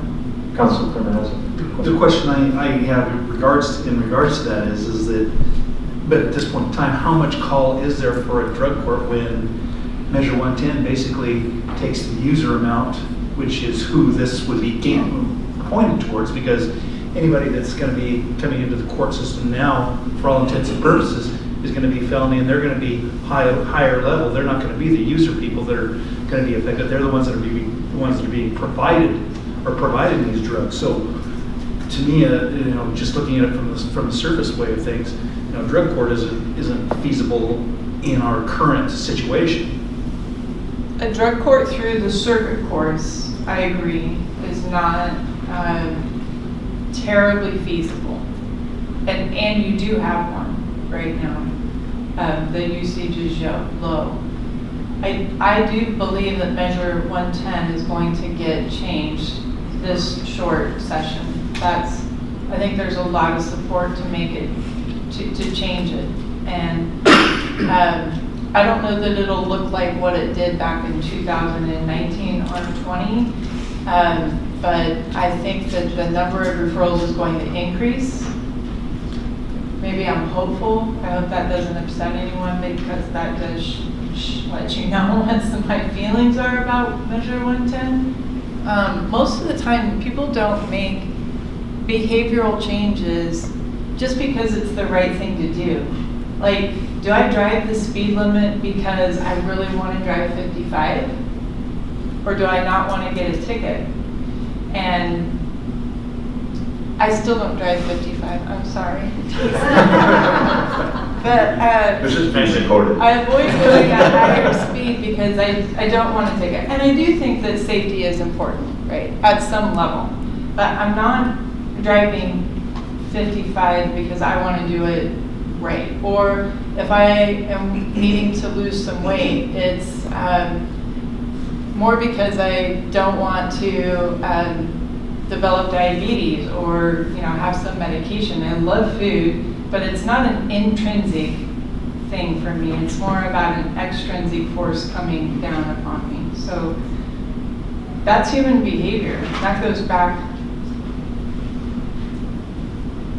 hundreds of thousands of years. It's the fear of something often that drives a behavior change, and we're not going to classically condition that out of us in a year and a half with a change in a ballot measure.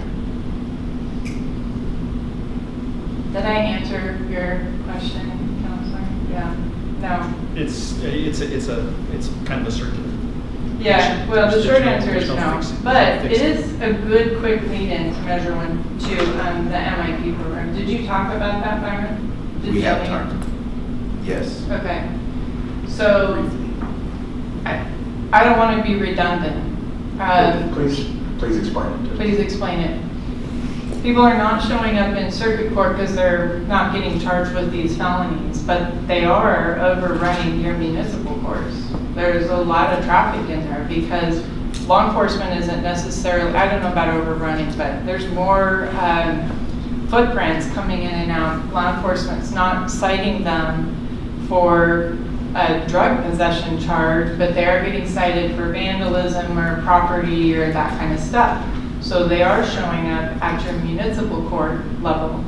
And that is problematic for a number of reasons. Some of them just don't show up, or they do show up and they don't do things that would be better, or they do show up but they're repeated offenders and it's a revolving door. So is there an opportunity at that level to do an intervention? And I think that there is. So we've been working with your municipal court judge, the one in Pendleton, your court administrators, Jillian, setting up, for lack of a better word, a mini drug court at the municipal court level that will provide opportunities for folks to defer or have their charges dropped if they work with us on the treatment side to enroll in treatment, to go to the DMV and get their license reinstated, to help them with housing so that they're not on the street, work with them to get them to stepping stones, which is amazing. And hopefully have some intervention at that level where they'll have some motivation to make some changes. So we're advertising, hiring. One person accepted, the Hermiston person has accepted the position, so they should be going live with us in about 45 days.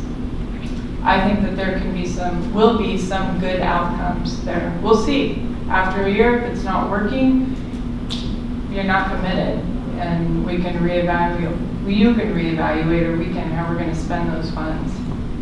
Those are your opioid funds, so we have to be thoughtful about that. It's about $25,000 to $30,000 a year. All the county, Hermiston, and Pendleton are combining the funds to make the program work. We'll be hiring 2 people, one in Hermiston, one in Pendleton. So is this a hired navigator, or is this actually a counselor that will be working with these people? Navigator, peer, with a lived life experience. Do any of you know Timmy Clark? You heard his name? It's a Timmy, and Timmys are the people that you want in your life to motivate change. So Timmy's overseeing this program. It's going to do well, because Timmy just looks at you funny and you're like, okay, I'm sorry, I'm not going to do that again. He's great. Excellent. Couple quick updates. The Psychiatric Acute Care Center can get doors. So COVID is still with us in a different way. So we had to set the opening back of that. That's over by Good Shepherd. Also struggling with nurses too. I can't blame it completely on the doors. And the administrator is going out on maternity leave at the end of December. So we just pushed the opening back to April 1. If you would like to see it as a city council or individually, the remodel minus the doors is almost done. Very excited for this to come online. Happy to take any of you on an individual or group tour. And I think that'd be awesome. yeah, Maybe we could schedule it as a work session or something. we would love to host you and show you what we will be doing. It's great to shorten the length of time in the emergency room. I think if you talked with the Good Shepherd ER, they're very excited. And of course, we're very excited too, because that's where treatment starts. It doesn't start in the ER. How many beds is it? There are a total of 16 beds. 10 are acute care beds, and 6 are longer term beds. Right now, you don't have any secure residential treatment beds for the civilly committed in Umatilla County. That was a question I was going to ask. And how about regionally? John Day? That program closed as an acute care facility back in 2020 when this program opened. But then this program wasn't able to make it. But it will make it just fine. So regionally, there's none? There's no Because right now, psychiatric is acute there- care beds. Closest is Portland. Excellent. Jason, did I miss anything from that? Will it help your officers a little bit? A little bit. We're excited. Councilwoman, next question. Yes, I have a couple. I want to commend you first for making it in the top 100. And I would like to know, are you fully staffed with counselors? No, How many are you short? it's better than it was last time I presented. In Umatilla County, we're probably down 4 clinical positions.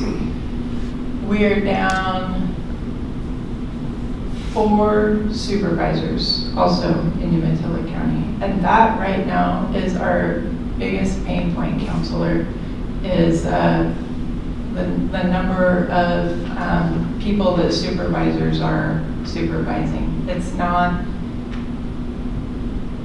if I put a positive spin, it's less than ideal. So that's our focus right now. We can't pick up any more work. I have entities that will come to us and say, could we contract with you to put a counselor here or to work at our navigation center? And I have to say no, because I don't have anybody to supervise the position, even if we found somebody to do the program. I can't ask an existing supervisor to pick up one more person. No. Which is hard for me, probably for all of us, but there's a lot of opportunity and a lot of need. And I feel like we're being held back by, well, we are being held back by workforce constraints. It's not a lack of will to do the work. We did start a Suboxone program, medication-assisted treatment. There is a place in Pendleton that is doing a little bit of it, Pendleton Treatment Centers. COPES was doing it, but they're no longer doing it. And that is operated here out of our Hermiston office. I don't know if you've heard about medication-assisted treatment. I appreciate it's a little controversial. I just want to say it's not a addictive drug replacing an addictive drug. That's what I want to say about Suboxone. But I'm happy to talk more about it or let you know what it is. Is that yes or no? It's completely fine. That's one thing that I want to say. We are starting it up in the jail, working with EOCCO. It's really problematic when you go in addicted to a drug. You're there for 3 or 4 days. You go out, we're talking about fentanyl. You're gonna want the next high, and you're gonna crave it more, so you're gonna do a little bit more. And if you've heard anything about fentanyl, you have no idea what it's cut with, what the potency is. 15 grams or 15 grains of salt is overdose. That's lethal. You don't count your little salt tray, or you're not sure where it came from, or your dealer's got it from a different place. You use just a bit more because you're really craving it, you could die. And it's a huge issue, as you know. You're losing people every month in Umatilla County to fentanyl overdoses or fentanyl-related deaths. If we can get them started on Suboxone before they leave the jail, the craving is significantly less. It's all but gone. And so the research is heavy and highly supportive of starting people on Suboxone before they leave the jail. Big shout out to the sheriff. We've been talking about this for a few years, and he said yes recently. Do I want my kids to take fentanyl? Absolutely not. Would I be excited if they were taking Suboxone? Well, you know, yes, because I don't want them taking fentanyl. I want them to know exactly what they're taking, when they're taking it. They're not taking it for a high. They're taking it to block the effects of craving a drug that could potentially kill them, and I want them here. So this is through the sheriff's office, not any of the other states? Well, the sheriff's office just opened their doors, so I said thank you.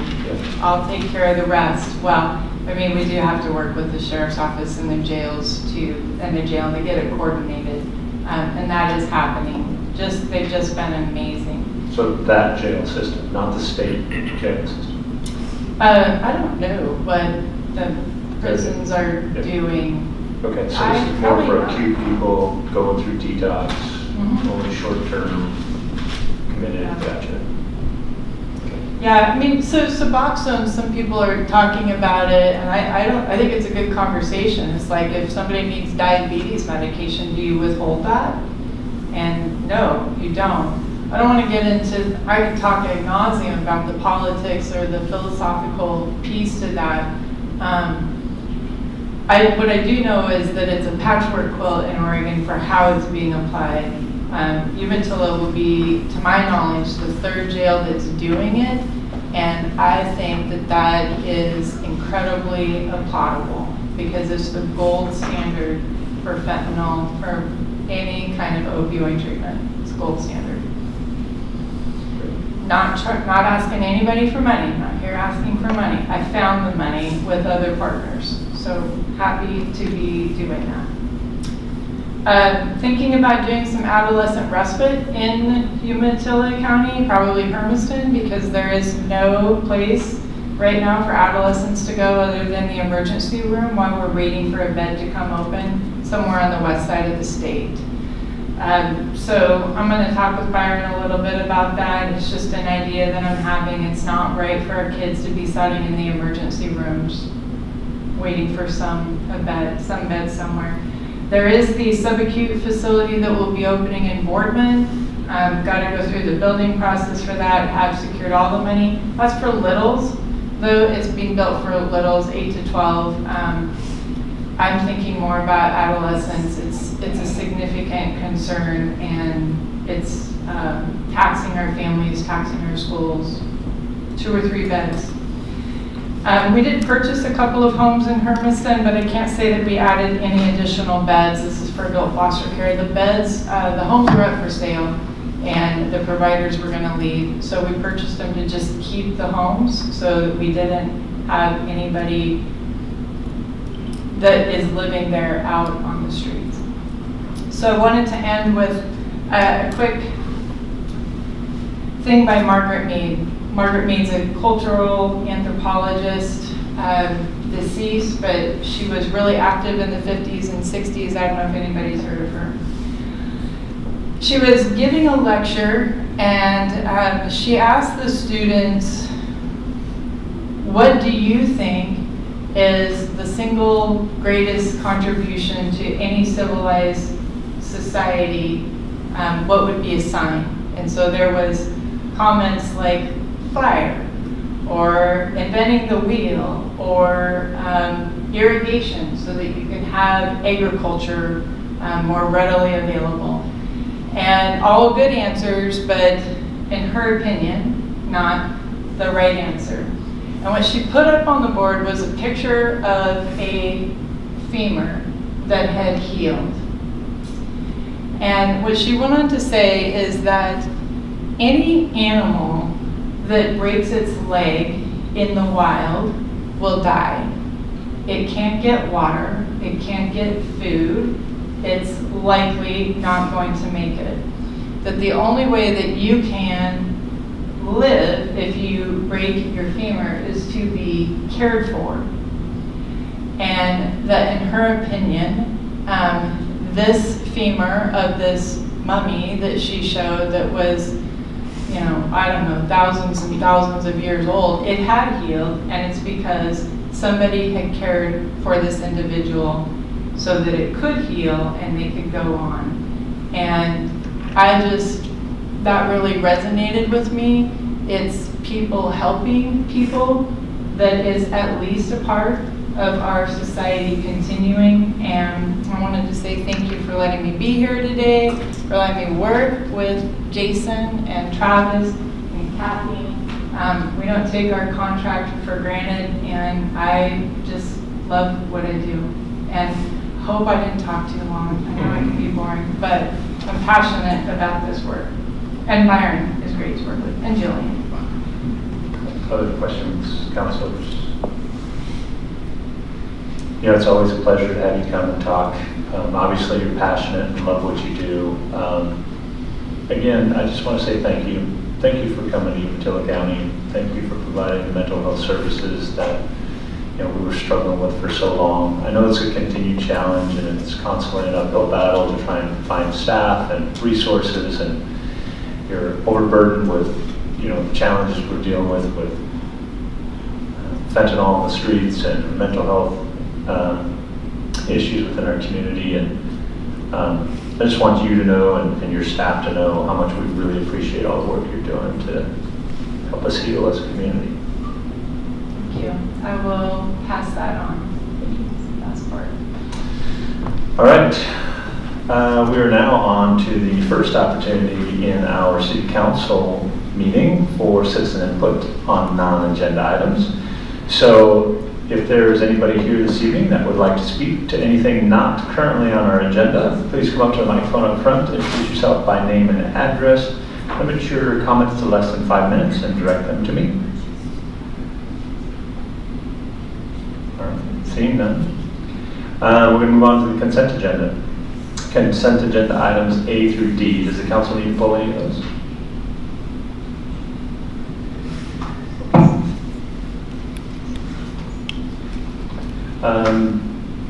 Any public comments on consent agenda items A through D? Seeing none, can I get a motion to approve consent agenda items A through D? Second.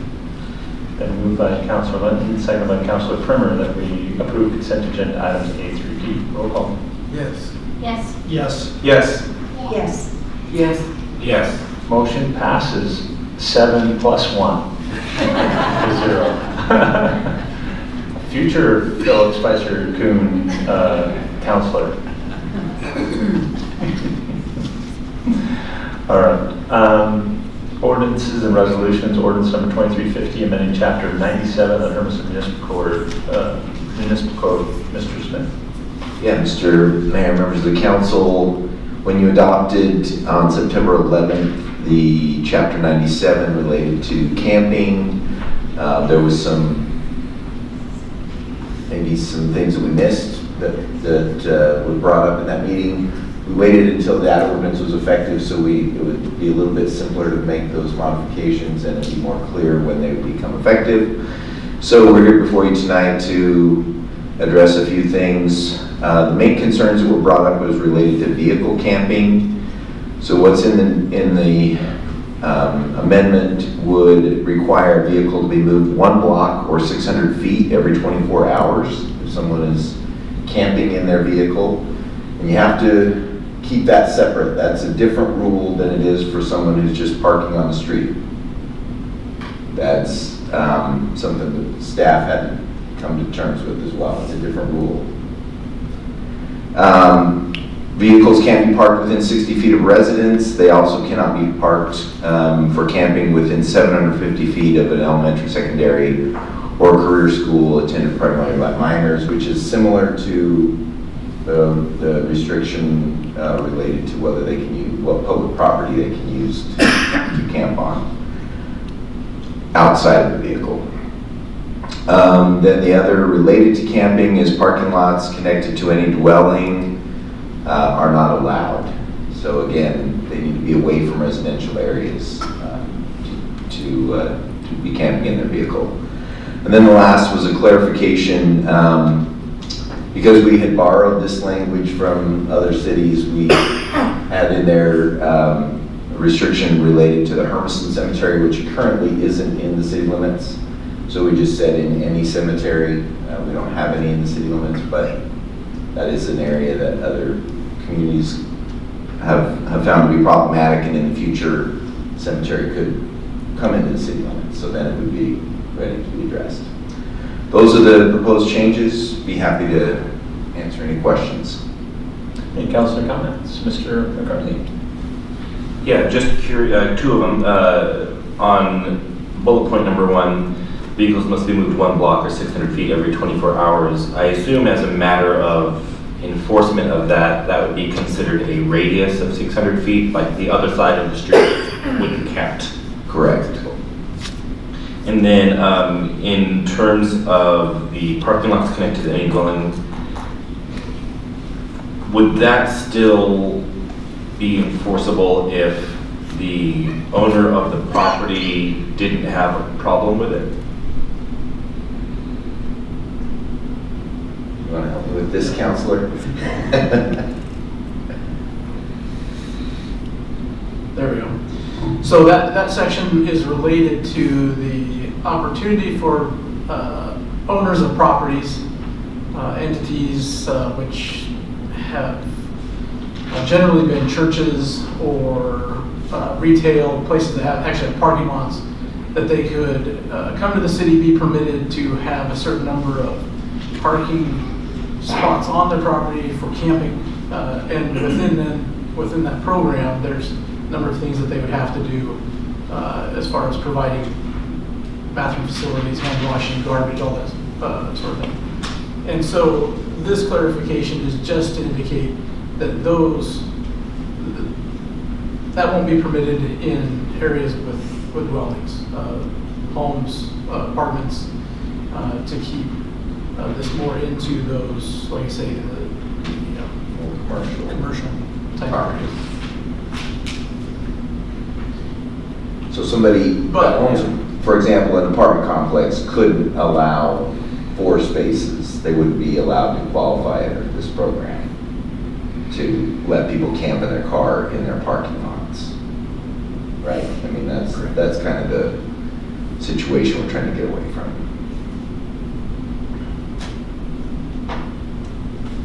Other questions, Councilor? Yeah, Councilor. I just wanted to get an understanding what you meant about there's a difference between, I think you were saying parking on the street versus a business. Yeah, so under the original ordinance, there were 2 different parts of the ordinance. One would allow someone to park on the street and camp in their car. The other one set up a program that if, let's say, mostly we would see churches, but maybe some retail business might do this, but let's say it's a church, they want to allow people to camp in their cars in their parking lot.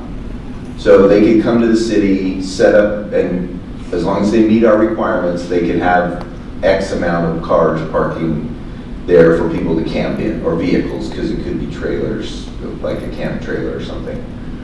So this just restricts that to make sure it couldn't be done in a resident. Let's say apartment complexes are the ones that really kind of fit this in my mind. They have a parking lot, maybe they want to get a little extra money and let people camp there. They're not allowed to do that because it's a residence, it's a parking lot of a residence.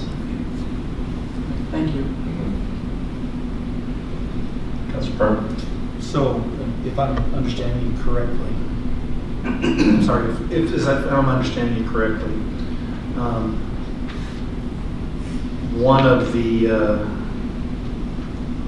large, well-known retailers in the area has in the past allowed people to use their parking lot as a camping spot for people traveling through. They would not be affected by this, or would they be affected by this? I would say because it's typically not the same vehicles over and over again, they could continue that practice, but if someone were to approach them and want to be there for the winter, then they would have to come and qualify under this program to allow the same people to stay there for a long time.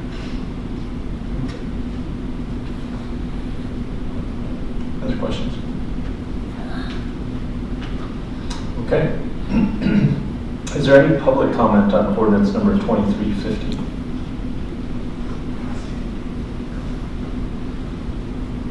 Come on up. Don't have any comment one way or another. Philip Spicer, Team 1379 Northeast Gladys.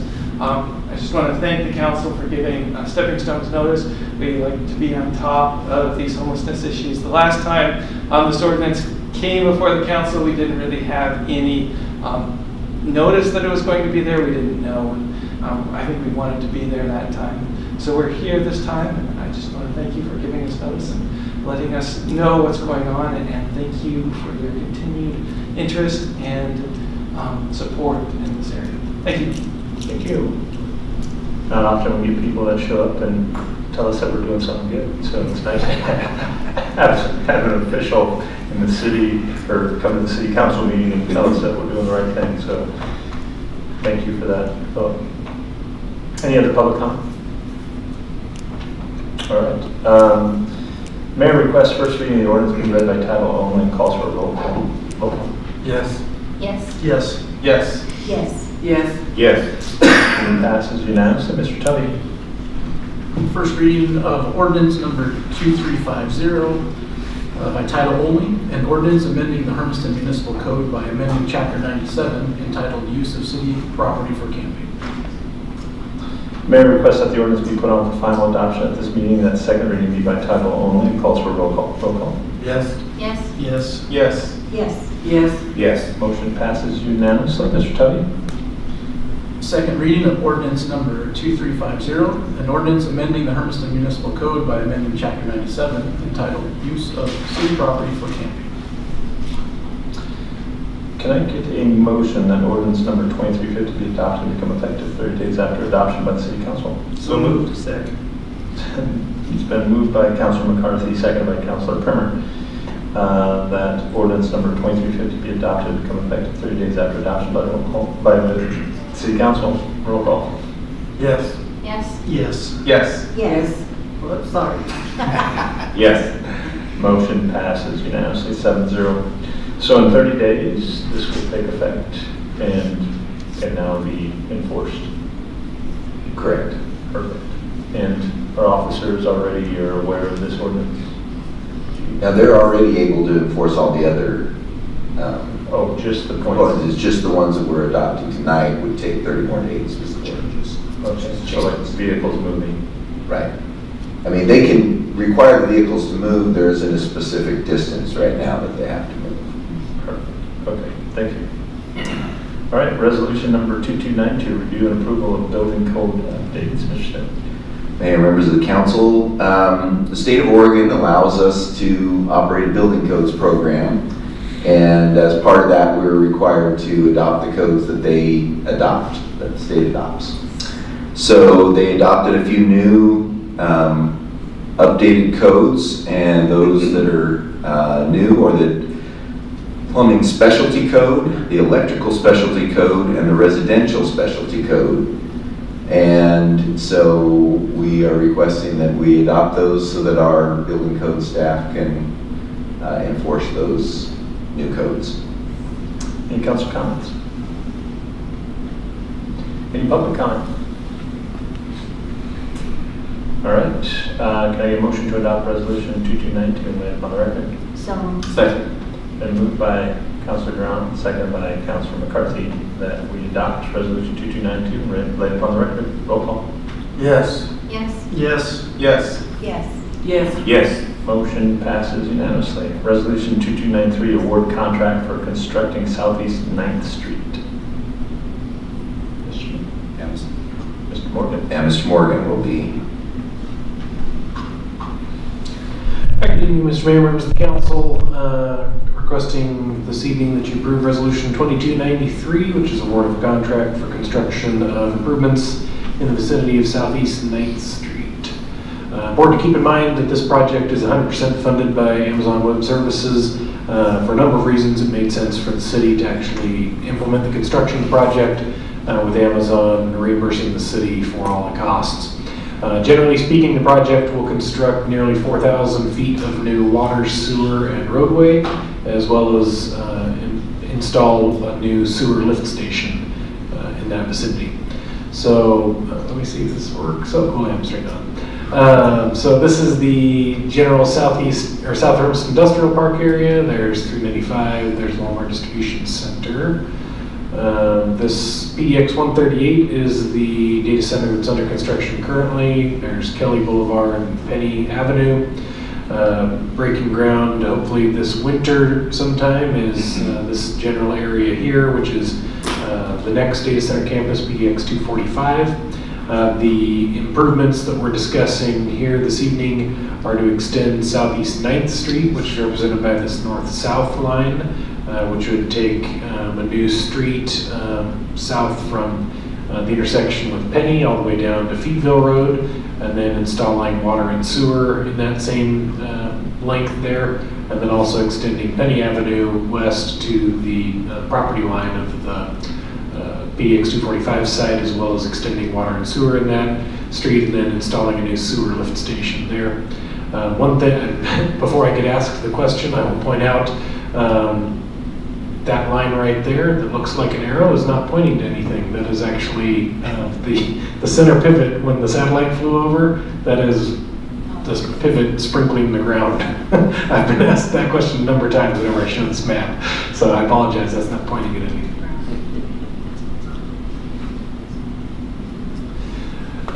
So that with those improvements, that will leave between these two sites approximately a 44-acre site, which the city is in the process of purchasing from the company for future economic development potential.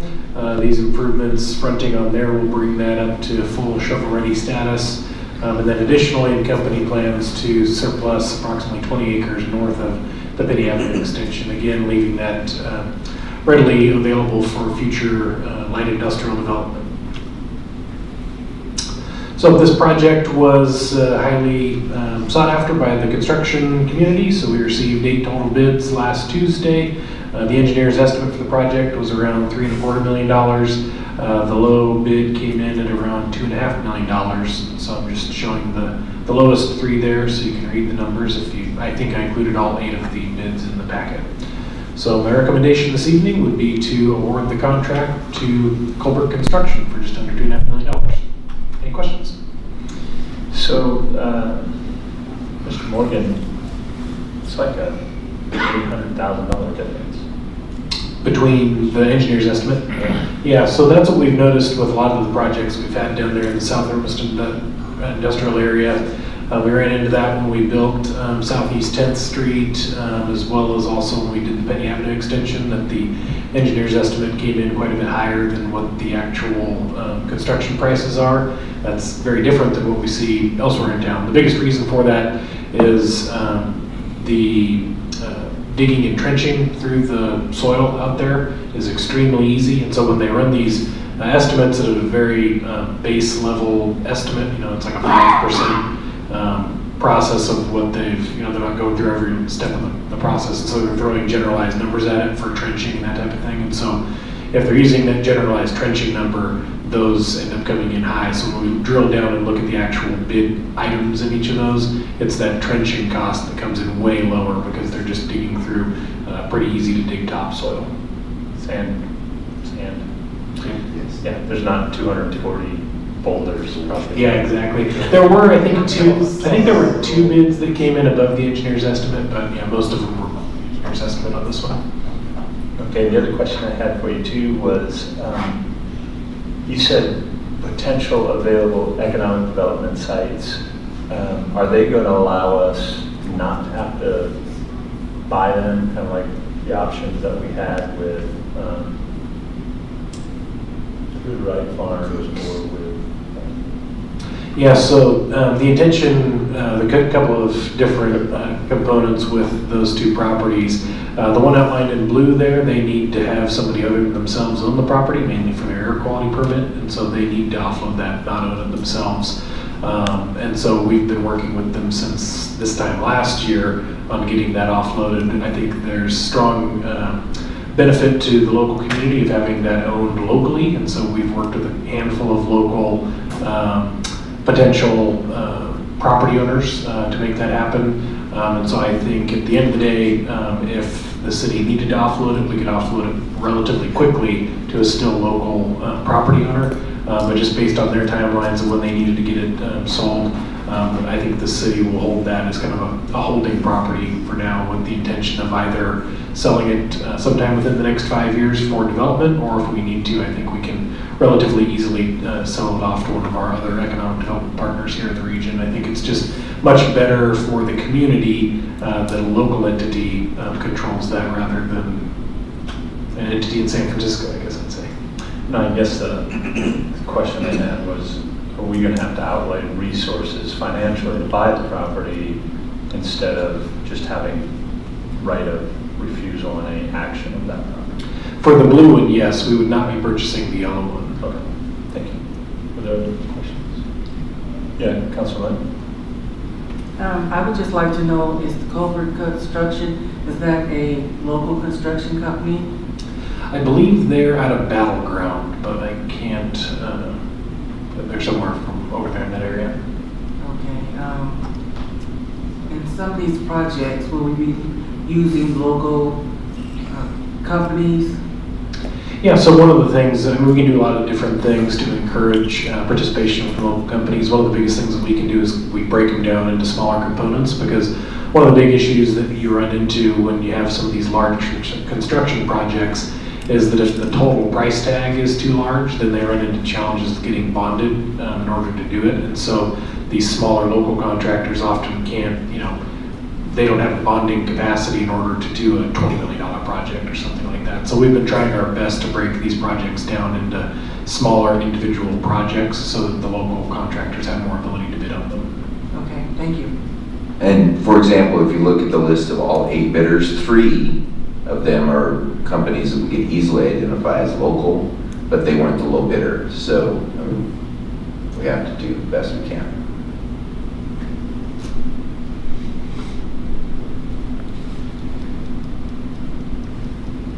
Other questions, comments? Okay, is there any public comment about resolution number 2293? Okay. Can I get a motion to adopt resolution 2293 and lay it upon the record? So moved. Second. It's been moved by Councilor Primer, seconded by Councilor Drawn, that we adopt resolution 2293 and lay it upon the record. Roll call. Yes. Yes. Yes. Yes. Yes. Yes. Yes. Motion passes unanimously, 7-0. Resolution 2294, contract award North Hermiston Drain Piping. Mr. Schmidt. Yeah, Mr. Morgan, please. Mr. Morgan. Yes, Mr. Members of the Council, Resolution 2294 is to award a contract to pipe the, what we're referring to as the Theater Park Drain. So this project, generally speaking, is installing pipe approximately 1,300 feet along the Hermiston Drain adjacent to Theater Sports Park. Picture worth 1,000 words. So this is Theater Sports Park, there's Theater Lane, there's Gear Road there. So this is an aerial image of that area in 2022. This is the same area in May of 2023. The project will be piping the ditch through there approximately along that red line. You can see in early 2023, late 2022, the Hermiston Irrigation District went through and did pretty significant clearing and grubbing of the area, as well as shaping of the ditch to narrow it up and make it more conducive for piping that area. So again, this project is just installing the pipe through that area. Again, a little bit more context. This is at the intersection of Gear and Theater back in 2019, so right at that corner, looking off to the east. And so you can see significant overgrowth of the ditch in that area when it's left in an open channel state like that. We know with our sunny growing conditions, when it's adjacent to water, we get significant overgrowth pretty quickly when we leave an open channel like that. This is that same intersection from May of this year, so we saw pretty significant developments in that vicinity. We had about 55 homes go in north of the park. That home was taken down, and then the city partnered with that developer when they put that in to rebuild most of Theater Lane in that area. And then you can also see that, again, the irrigation district came through and cleared out and grubbed most of the ditch through that area. So pretty significant changes here over the last couple of years. Also, as far as significant changes, this is an aerial image of the kind of the entire northwest quadrant of the community. There's Home Depot, there's 395, again, there's the park. So back in 2017, this is that area. You can see it now here in 2023. The big difference mainly being since 2017, we've seen about 120 new homes go in near and adjacent to Theater Sports Park, which based on our typical planning numbers of about 2.7 residents per household, that's an addition of about 300 residents in that area in the vicinity of Theater Sports Park. Additionally, something to keep in mind, This is Pumpkin Center, that's Gear. There's about 2 large property owners in that area. That's all inside of our growth boundary. We've seen interest in housing development in that area, pretty large, relatively developable tracts of land. So I think there's probably decent potential sometime in the next 5 to 10 years of seeing those areas develop residentially, and that depending on how dense they choose to go with the changes in state law relating to allowing duplexes, I think we could see anywhere from 300 to 600 new housing units in that area sometime in the next 5 to 10 years. So significant changes in that northwestern quadrant over the past 5 years, and I think over the next 5 to 10 years as well.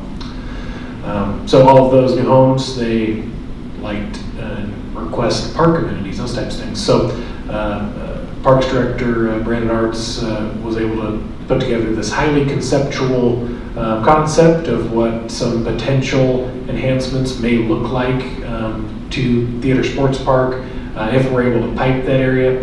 I probably should point out that meandering line there, that doesn't represent like an open channel ditch. That's like a walking path type of a potential there.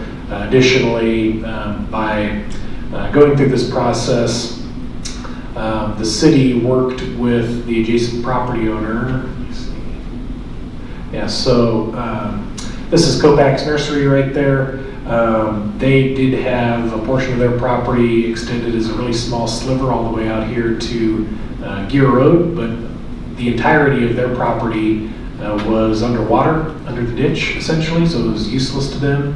The city has always owned this little piece right here going out to Gear Road. So basically that area right there next to the ditch, that connected the Theater Sports Park and came out to Gear Road. We always owned that, but it was pretty narrow, relatively unusable. And so in working with the neighbors over the past several years, we were able to get them to agree that if the city comes in and actually pipes the ditch, then they would go ahead and deed over all of their property from approximately where the ditch bends to Gear to the city, so that we can square that up and make it more usable for some future park enhancements. I think we're also showing something like a potential parking lot there, so we have better access off of Theater Lane, that type of thing. So those are some things that I think piping the ditch allows for future enhancements and making that park much more usable just to the general public, but I think also to folks in that neighborhood there in the northwestern quadrant of the city.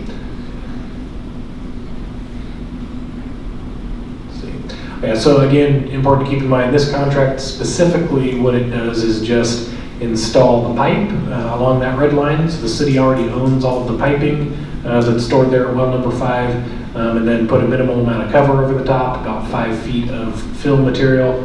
If you haven't been out there, it's actually a really very wide canal. So 5 feet of cover does not get you anywhere close to being flush with the surrounding ground. The city will supply all the fill material. You've probably noticed we have a very large pile of material beginning to accumulate the past couple of years there behind the theater. So that will all go into the ditch there. This contract will run approximately November through March is their back-end deadline.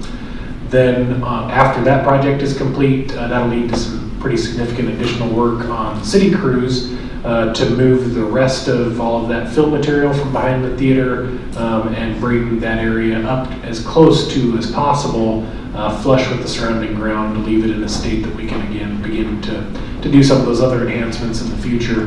By having city crews move all of that material rather than having a private contractor do it, our estimates are that we're saving in terms of hard dollars around $150,000. Of course, that's city crews performing the labor, so that comes at a cost of those crews doing other things.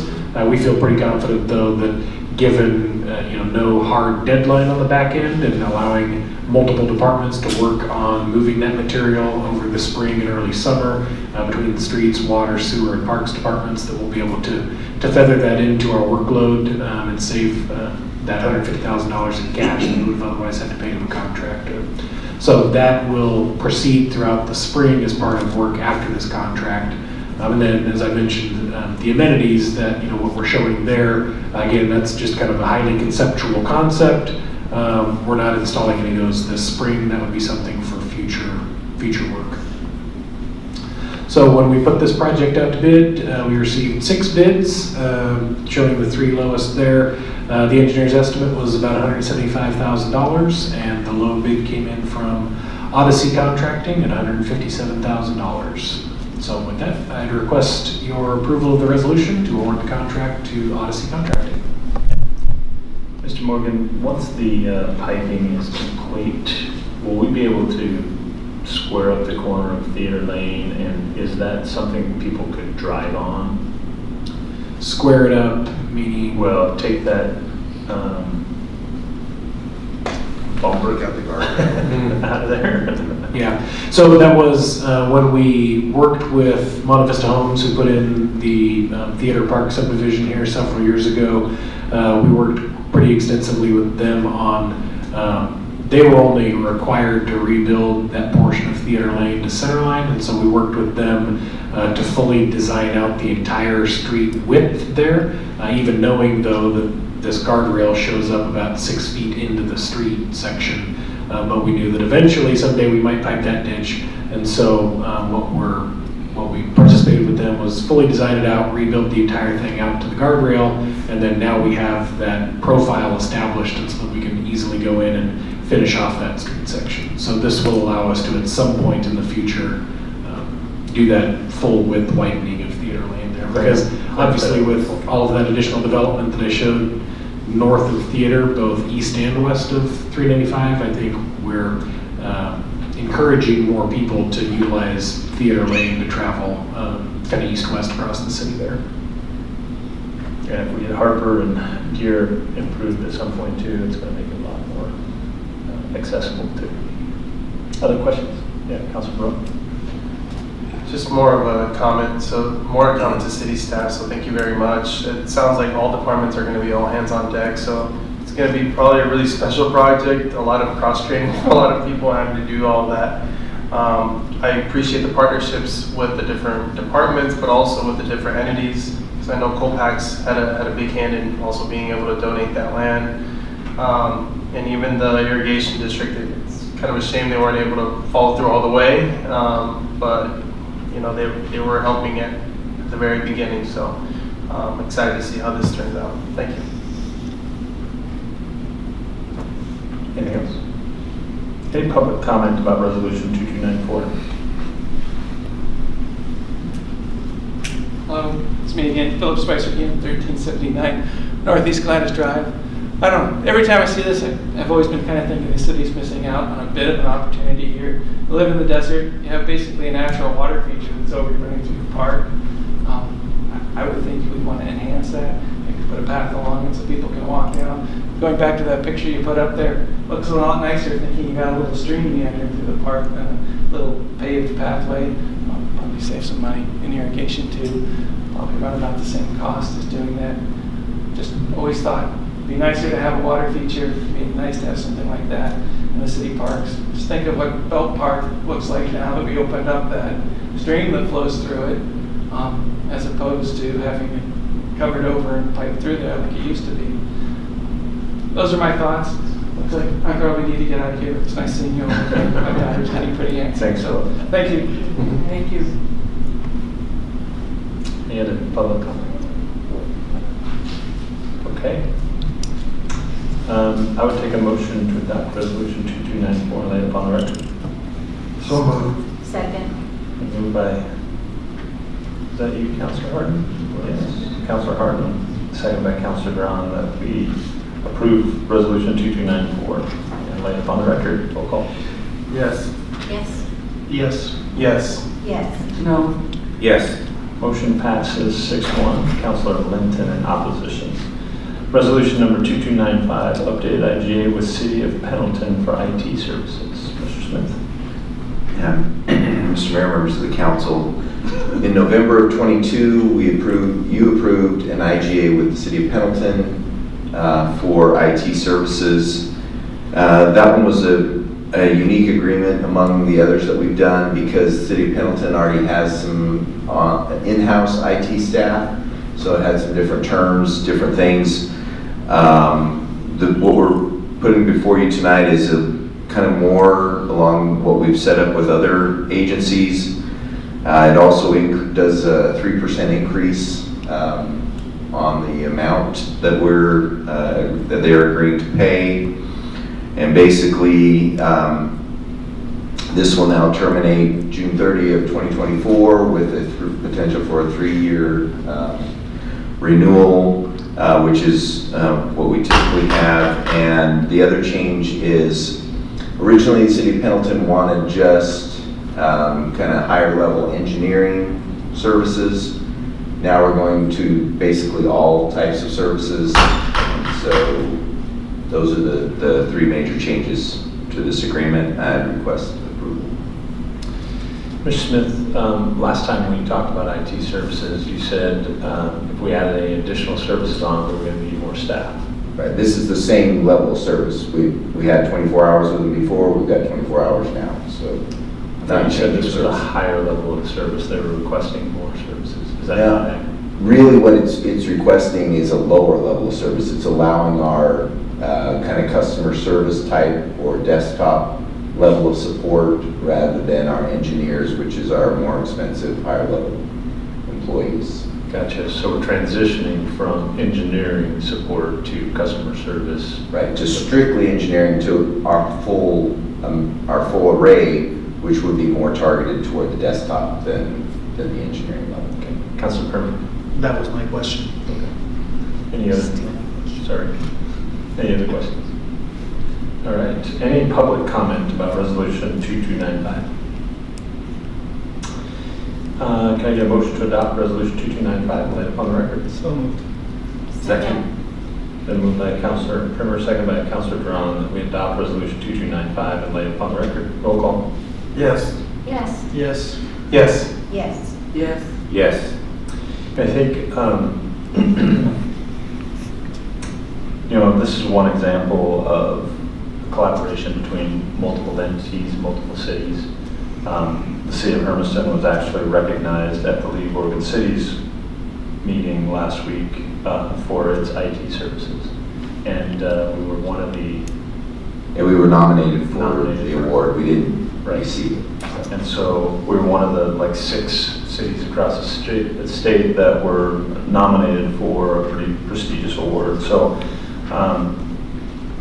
there was a lot of folks that felt like we should have won that award because of the ingenuity and the collaboration of trying to find a solution that benefits multiple cities, so that each of us isn't having to internally have our own service providers. So I like the idea of working with our regional cities and trying to find solutions. So I appreciate the partnership with the city of Pendleton.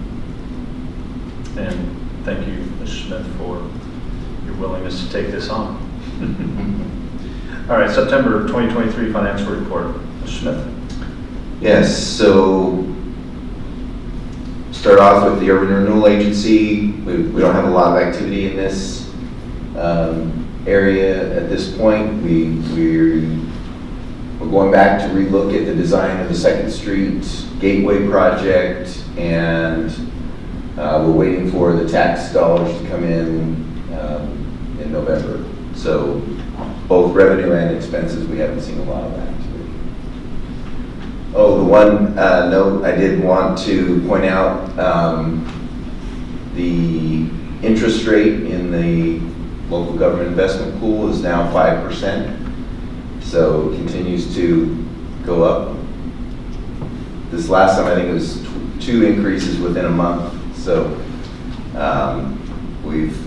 I know Mr. K has devoted some of the money that's come out of other investments, and we've been able to put it in the LGIP because it's getting a very good interest rate at this point. So as far as revenues on the general fund, we're very close to project. I mean, we're a little above projections for this month, but if you look over the course of the year so far, this quarter, we're right on target. Revenue-wise, things are looking good. We are anticipating November for our kind of spike in revenue that we see, and so that's going well. Expenses, the general fund departments, we're well under our projections for expenses this month. And again, you know, we're right on projections for the first quarter of the year.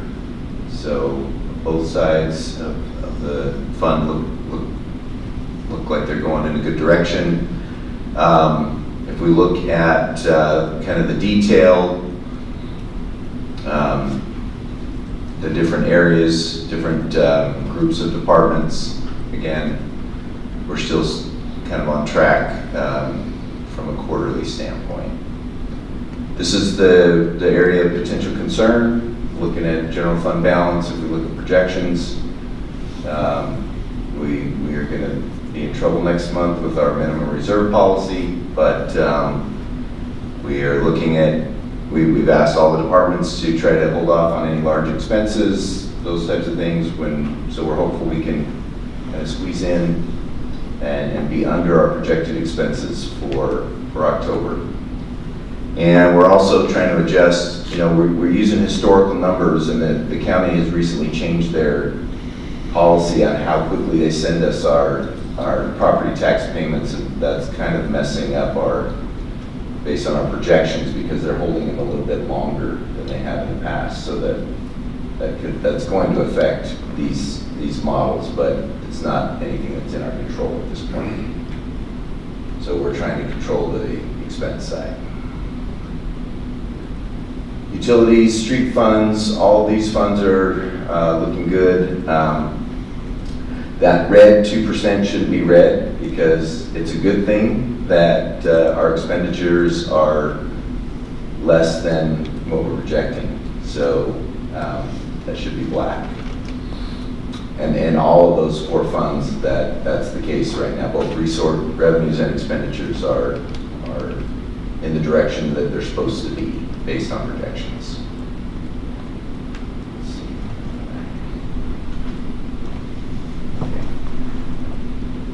All right, so now we're project updates.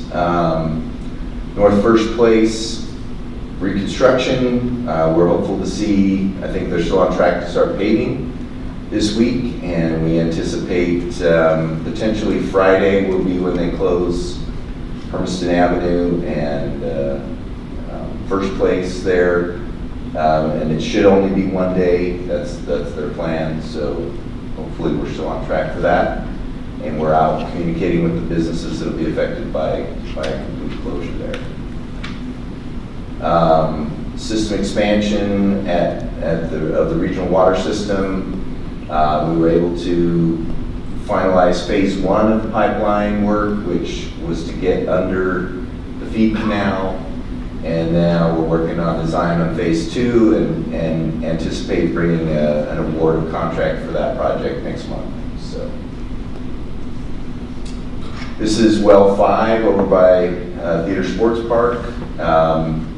This project got split kind of in two phases. They did the pipe work prior to the irrigation season, and now they're back in working on pumps and motors, and they're looking to still be kind of on track to finish up this fall, winter. Then the water line replacement on North First Place, that's all basically completed. Have they done the final tie-in, Mark? So all of the water project is complete. Now they're just going to be paving, finishing the top layer. And then if you've been by the Team Adventure Park, concrete's being poured. You can kind of start to see the shape of everything, and it's kind of looking exciting over there, and they're still targeting to be done when, Brandon? Got it, I mean, this last week, December, mid-December. Mid-December, okay. So their concrete work is slowed down a little bit, but still going well. I don't think there's any challenges. We're just not as quick as they hoped. And be happy to answer any questions. Councilors, any questions? Yeah, Councilor. Just looking at the expenditures, we for total administration public services, there was, I don't know if this is just something wrong with the numbers or there was an activity that happened that might need some more explanation, but the 1,550% over in the public safety center, if that could just have an explanation. Yeah, so we did not budget for the design work as we had anticipated that's going on for the remodel of the public safety center, and that's why that budget is over. So we'll be including that in the proposed amended budget, or budget amendment later. Supplemental budget. Yeah. Okay, thank you. And I imagine the airport got a transfer of gasoline or a purchase of gasoline? Yes. Okay. They've been selling a lot more gas with the live flight stationed up there now. So. Awesome. Those are my only questions. Thank you. Okay. Other questions, Councilor? Just a comment on that, the red, just in the maybe suggestion box, instead of red, use green. Okay. It's good. Yeah. Thank you. I mean, visual is, Yeah, absolutely. red is bad sometimes. It is. Right. Any other questions, comments, Councilor? Any public comment on September 2023 financial report? Okay, can I get a motion to accept the September 2023 financial report as presented? So moved. Second. Then moved by Councilor McCarthy, second by Councilor Primer, that we accept the September 2023 financial report as presented. Roll call. Yes. Yes. Yes. Yes. Yes. Yes. Yes. Motion passes unanimously 7-0. Thank you, Mr. Smith. City committee and liaison reports. Anyone? Councilor McCarthy. Yeah, last session I got mocked relentlessly for bringing up that I had a Parks and Rec committee meeting later that week. We've had it. It was well attended. Kind of the main thing I would have brought up is kind of what was talked about just a few minutes ago regarding the Teen Adventure Park. We were hoping, I think, to do a grand opening in November, but obviously with completion of construction in December, we're going to need to push that back, so we're still figuring that out. That's what the bulk of the discussion was. There was some additional conversation about maybe not receiving that tree funding yet. I seem to recall because of, what's the word I'm looking for? Potential, like a government shutdown could affect being able to receive that, so that's in the cards. As well as some additional people from the public having some comments. But all in all, it was well attended. I don't think I'm forgetting anything off the top of my head of note, but that was basically it. Thank you.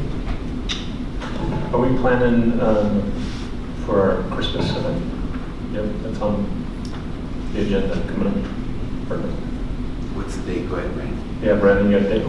Tree Town Main is this next Tuesday. Yes. And then next Tuesday. November 30th will be our tree lighting event. November 30th. November 30th.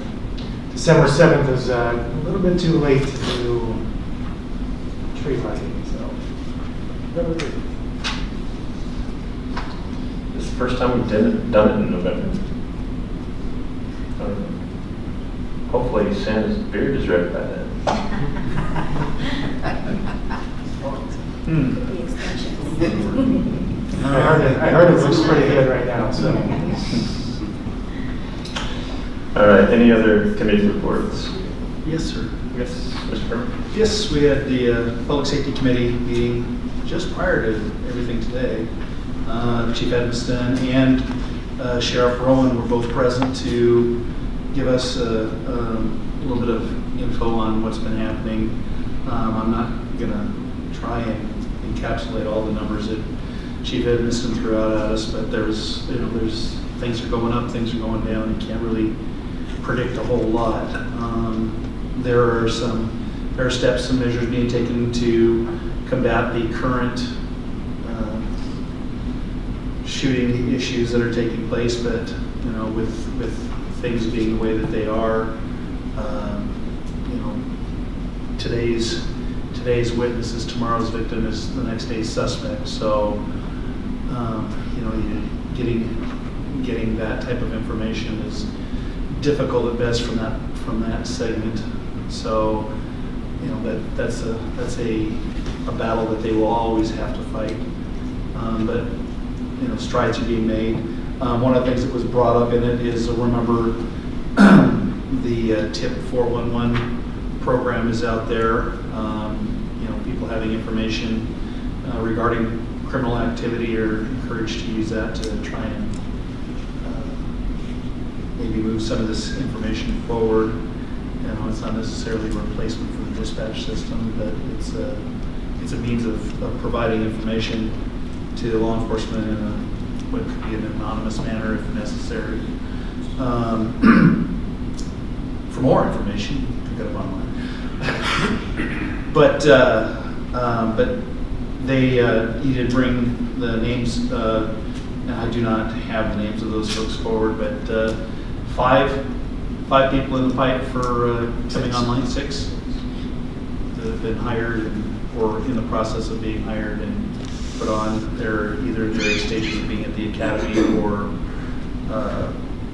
you know, it's not a short process to from soaring a person in to turning them loose and fixing all the world's problems. But that type of, you know, just with my anecdotal knowledge, it takes a bit. You know, you want the best people out there to do the job that represent us in the best, and Chief Hermiston and his crew are doing just that. So hats off to them for that type of thing. And that's it. All right. Perfect. Anything else? Councilor Byrne? We had a Hispanic Advisory Committee meeting on our third Monday, and we introduced a couple new members. So we had a new member to Hispanic Advisory Committee, which is Jessica De La Cruz. She was mentioned in our last city council meeting. And we also had the pleasure of welcoming 3 guests that are joining our Hispanic Advisory Committee as well from the Youth Advisory Group, some of which are here in the audience. So we got Janine Heredia, we have Saraí Gutierrez, and Yanesi Perez, if I said them all correct for that. So those are, I will, as a teacher, I like to practice names, so I'm going to continue practicing my names. But absolutely, we look forward to having you guys. They've already have contributed a lot of ideas, and they've had definitely exposure to one city council meeting as well as a Hispanic Advisory Committee meeting. So we're happy they're in HAC, but also happy that they're here too. So thank you guys for being here. We also had the new owners of Grocery Outlet come and present themselves before the Hispanic Advisory Committee. They're a married couple. They've worked in Grocery Outlet all of their lives, and they decided to come in, and they're now the new owners of this Grocery Outlet here.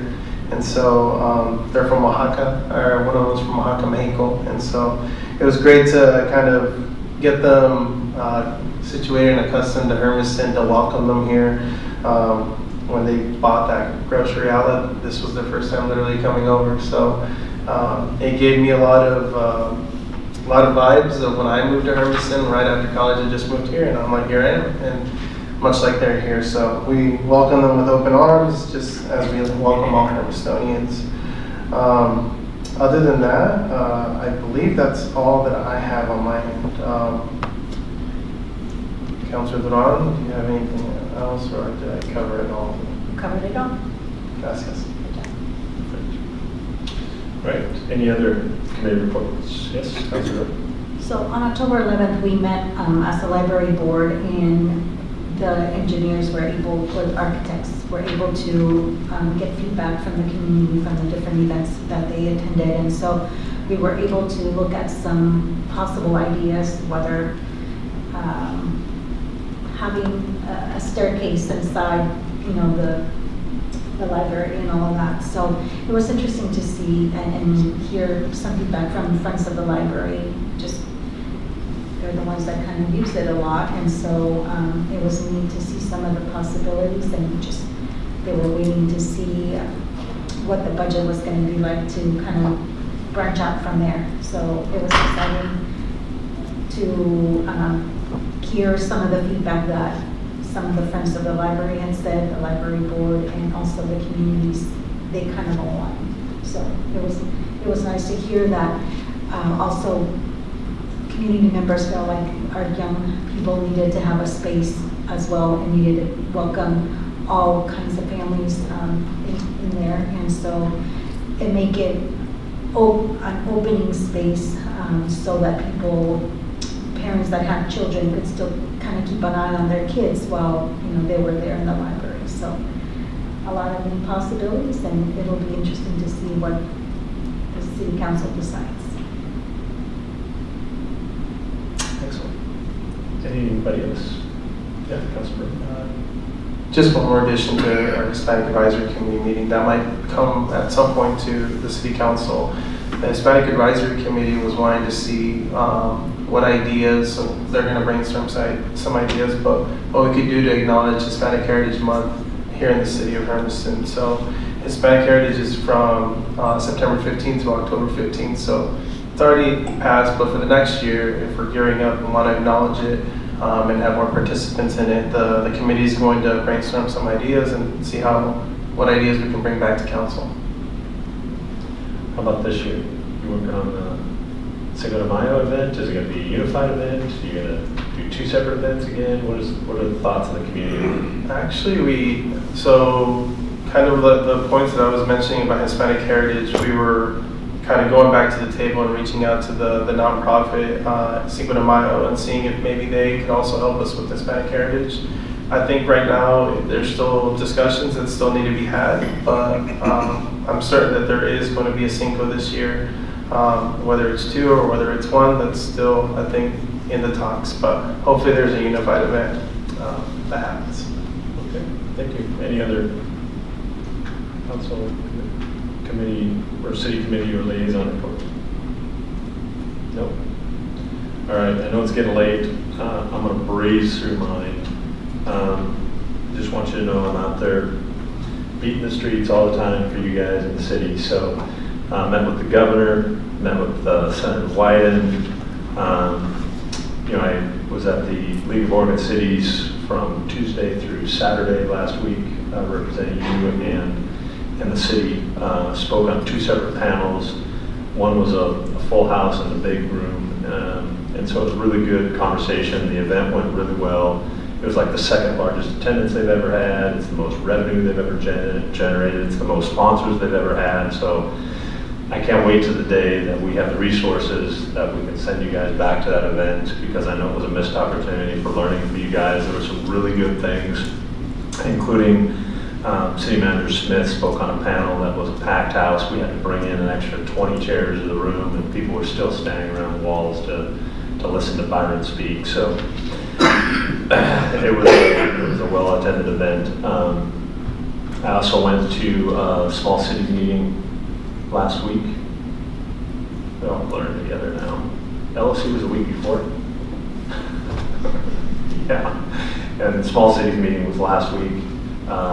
It was in LeGrand, and there was 10 local cities, all of them from West Umatilla County. So actually, Wallowa was there. That was the closest one from Milton Freewater. But there was Haines, Hefner, LeGrand, Milton Freewater, Wallowa, Irrigan, and Stanfield and Petco. Mostly conversations about USDA rural development programs and the resources that are available. And like Mark always says, we're in that donor hole where we don't qualify for most of the funds because we're not big enough or we're too small. So, a lot of the funds were more geared for communities that are under 10,000.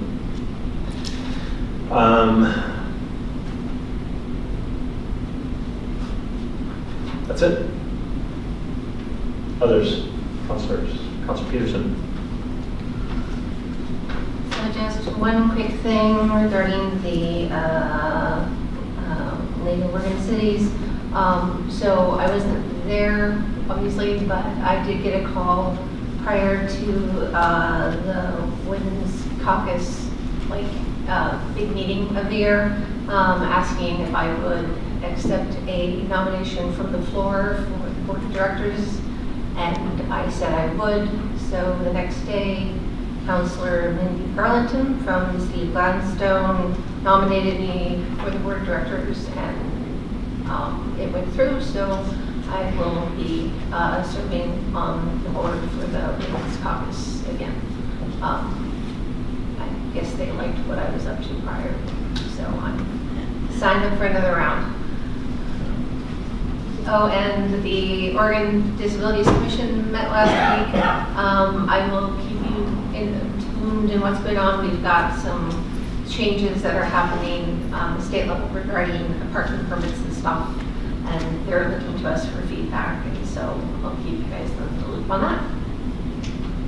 You know, one of the changes that the group made, the city, or the League of Oregon Cities Board made, we have several caucuses that represent different groups across the state. One of the groups is the Diversity, Equity, and Inclusion Committee, that they've renamed it Diversity, Equity, Inclusion, and Accessibility Committee. So I thought Councilor Peterson would enjoy that. Yes, absolutely, you should apply to it. I should apply. All right, I saw Councilor Primer, your hands up. Yeah, I didn't get a chance to thank you for allowing me to cover something that's been several months, about a month and a half ago. I got to do the Oregon elected officials tour at Hanford.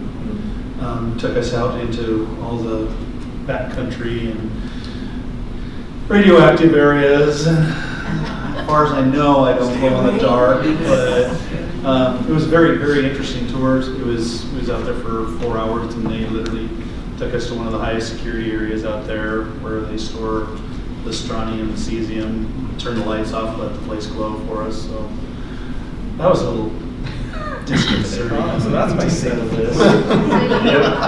That might explain the cup. I don't know. But in any case, no. But it was a very, very, very good information. They provided us with a lot of info on what they're going to do, some of the mitigation for the processes for the plume over the years, and how they're pulling that out of the groundwater, and the amount of groundwater that they process in that arena is literally in the 4 billion gallons per year that they actually cycle through and regenerate, and it was just amazing amount of information that they, it's like drinking water from a fire hose, as they say. So, but I appreciate the opportunity to go and participate in that. It was a very interesting situation. So, Well, I'm sorry I couldn't attend. Well, that's okay. I was there with Representative Levy and a couple folks from Arlington. It was like 4 or 5 of us, but it was like I said, it was very, very, very informative. Councilors? Councilor comments? Yes, Councilor.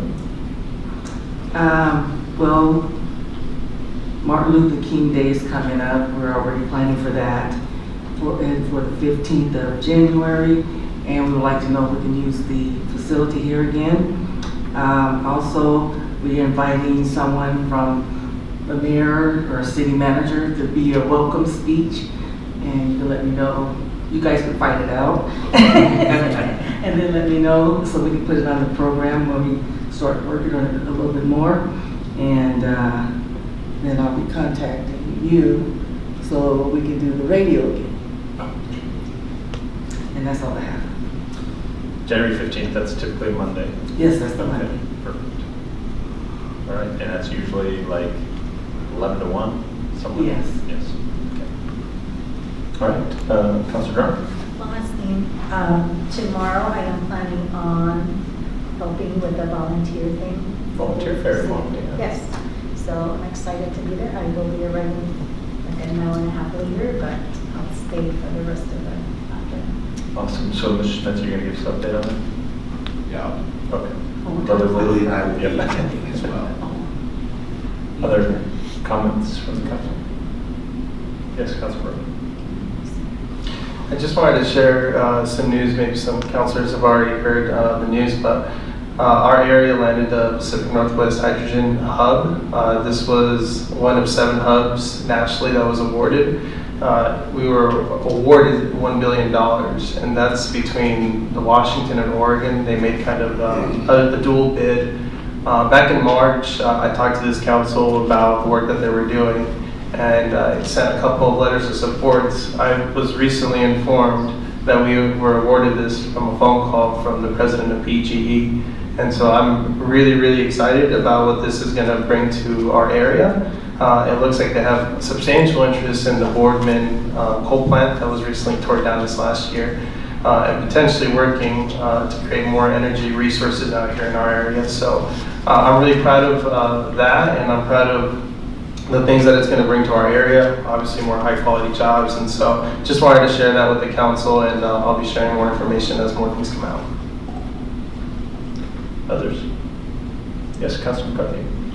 Since our last meeting, I got to attend, along with the Hermiston Chamber of Commerce, 2 ribbon cuttings actually on the same day, right down that way, for Rick's Car Wash. New owner Oscar, very passionate about the work that he's doing. Used to work there and decided he was going to own it one day, so now he does. And then also Anderson Boylan Ramos, the new CPA firm located across from the Banner Bank Auto Bank.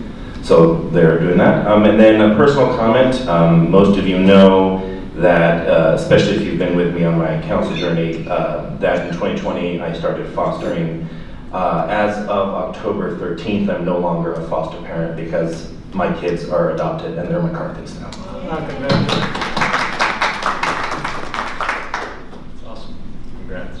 Say one more thing with the foster care. There's a meeting tomorrow night starts at 6:30 at Zell Church, and it has to do with foster care and being advocates or something like that. But I plan on making the meeting, so I'll know more then. But just so everyone knows that would like to be interested in going. Great. Okay. Ms. Schmidt? Wait a second. Hold on. No youth advisor left. It is. Would you like, either one of you like to speak? Sure, come on. Please.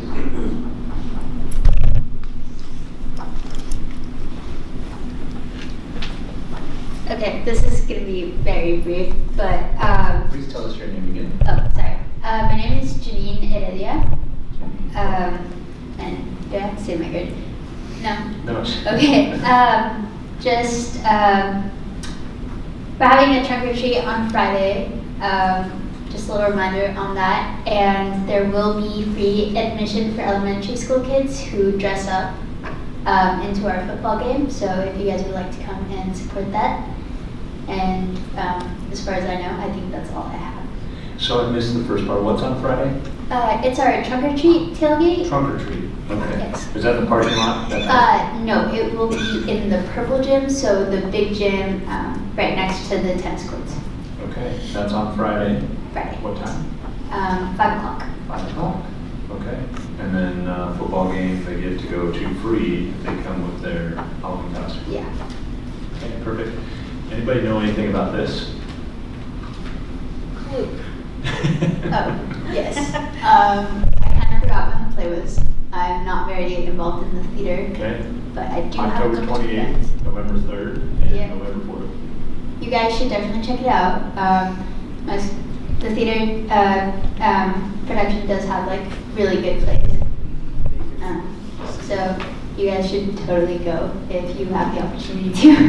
Totally. Totally rad. Well, thanks for filling in at the last minute. Appreciate having you tonight. Did you want to say anything too? No? Just, all right. Ms. Smith? Yes, you should all have a hat from the Farm City Rodeo. That's part of our sponsorship that we do every year, so thank you to them. And then just as a heads up, there's been a car accident at 395 in Gladys, so if you're going that direction, you might want to choose another way. Okay. You were going to comment about, what did I ask you? Oh, the volunteer fair. Yes, volunteer fair. Yeah, so we'll have a city booth there to solicit volunteers as far as committees, and we'll have information about running for mayor and council and those types of things as well. So, Awesome. Okay. Anything else? that's it, thank you. All right, we're adjourned.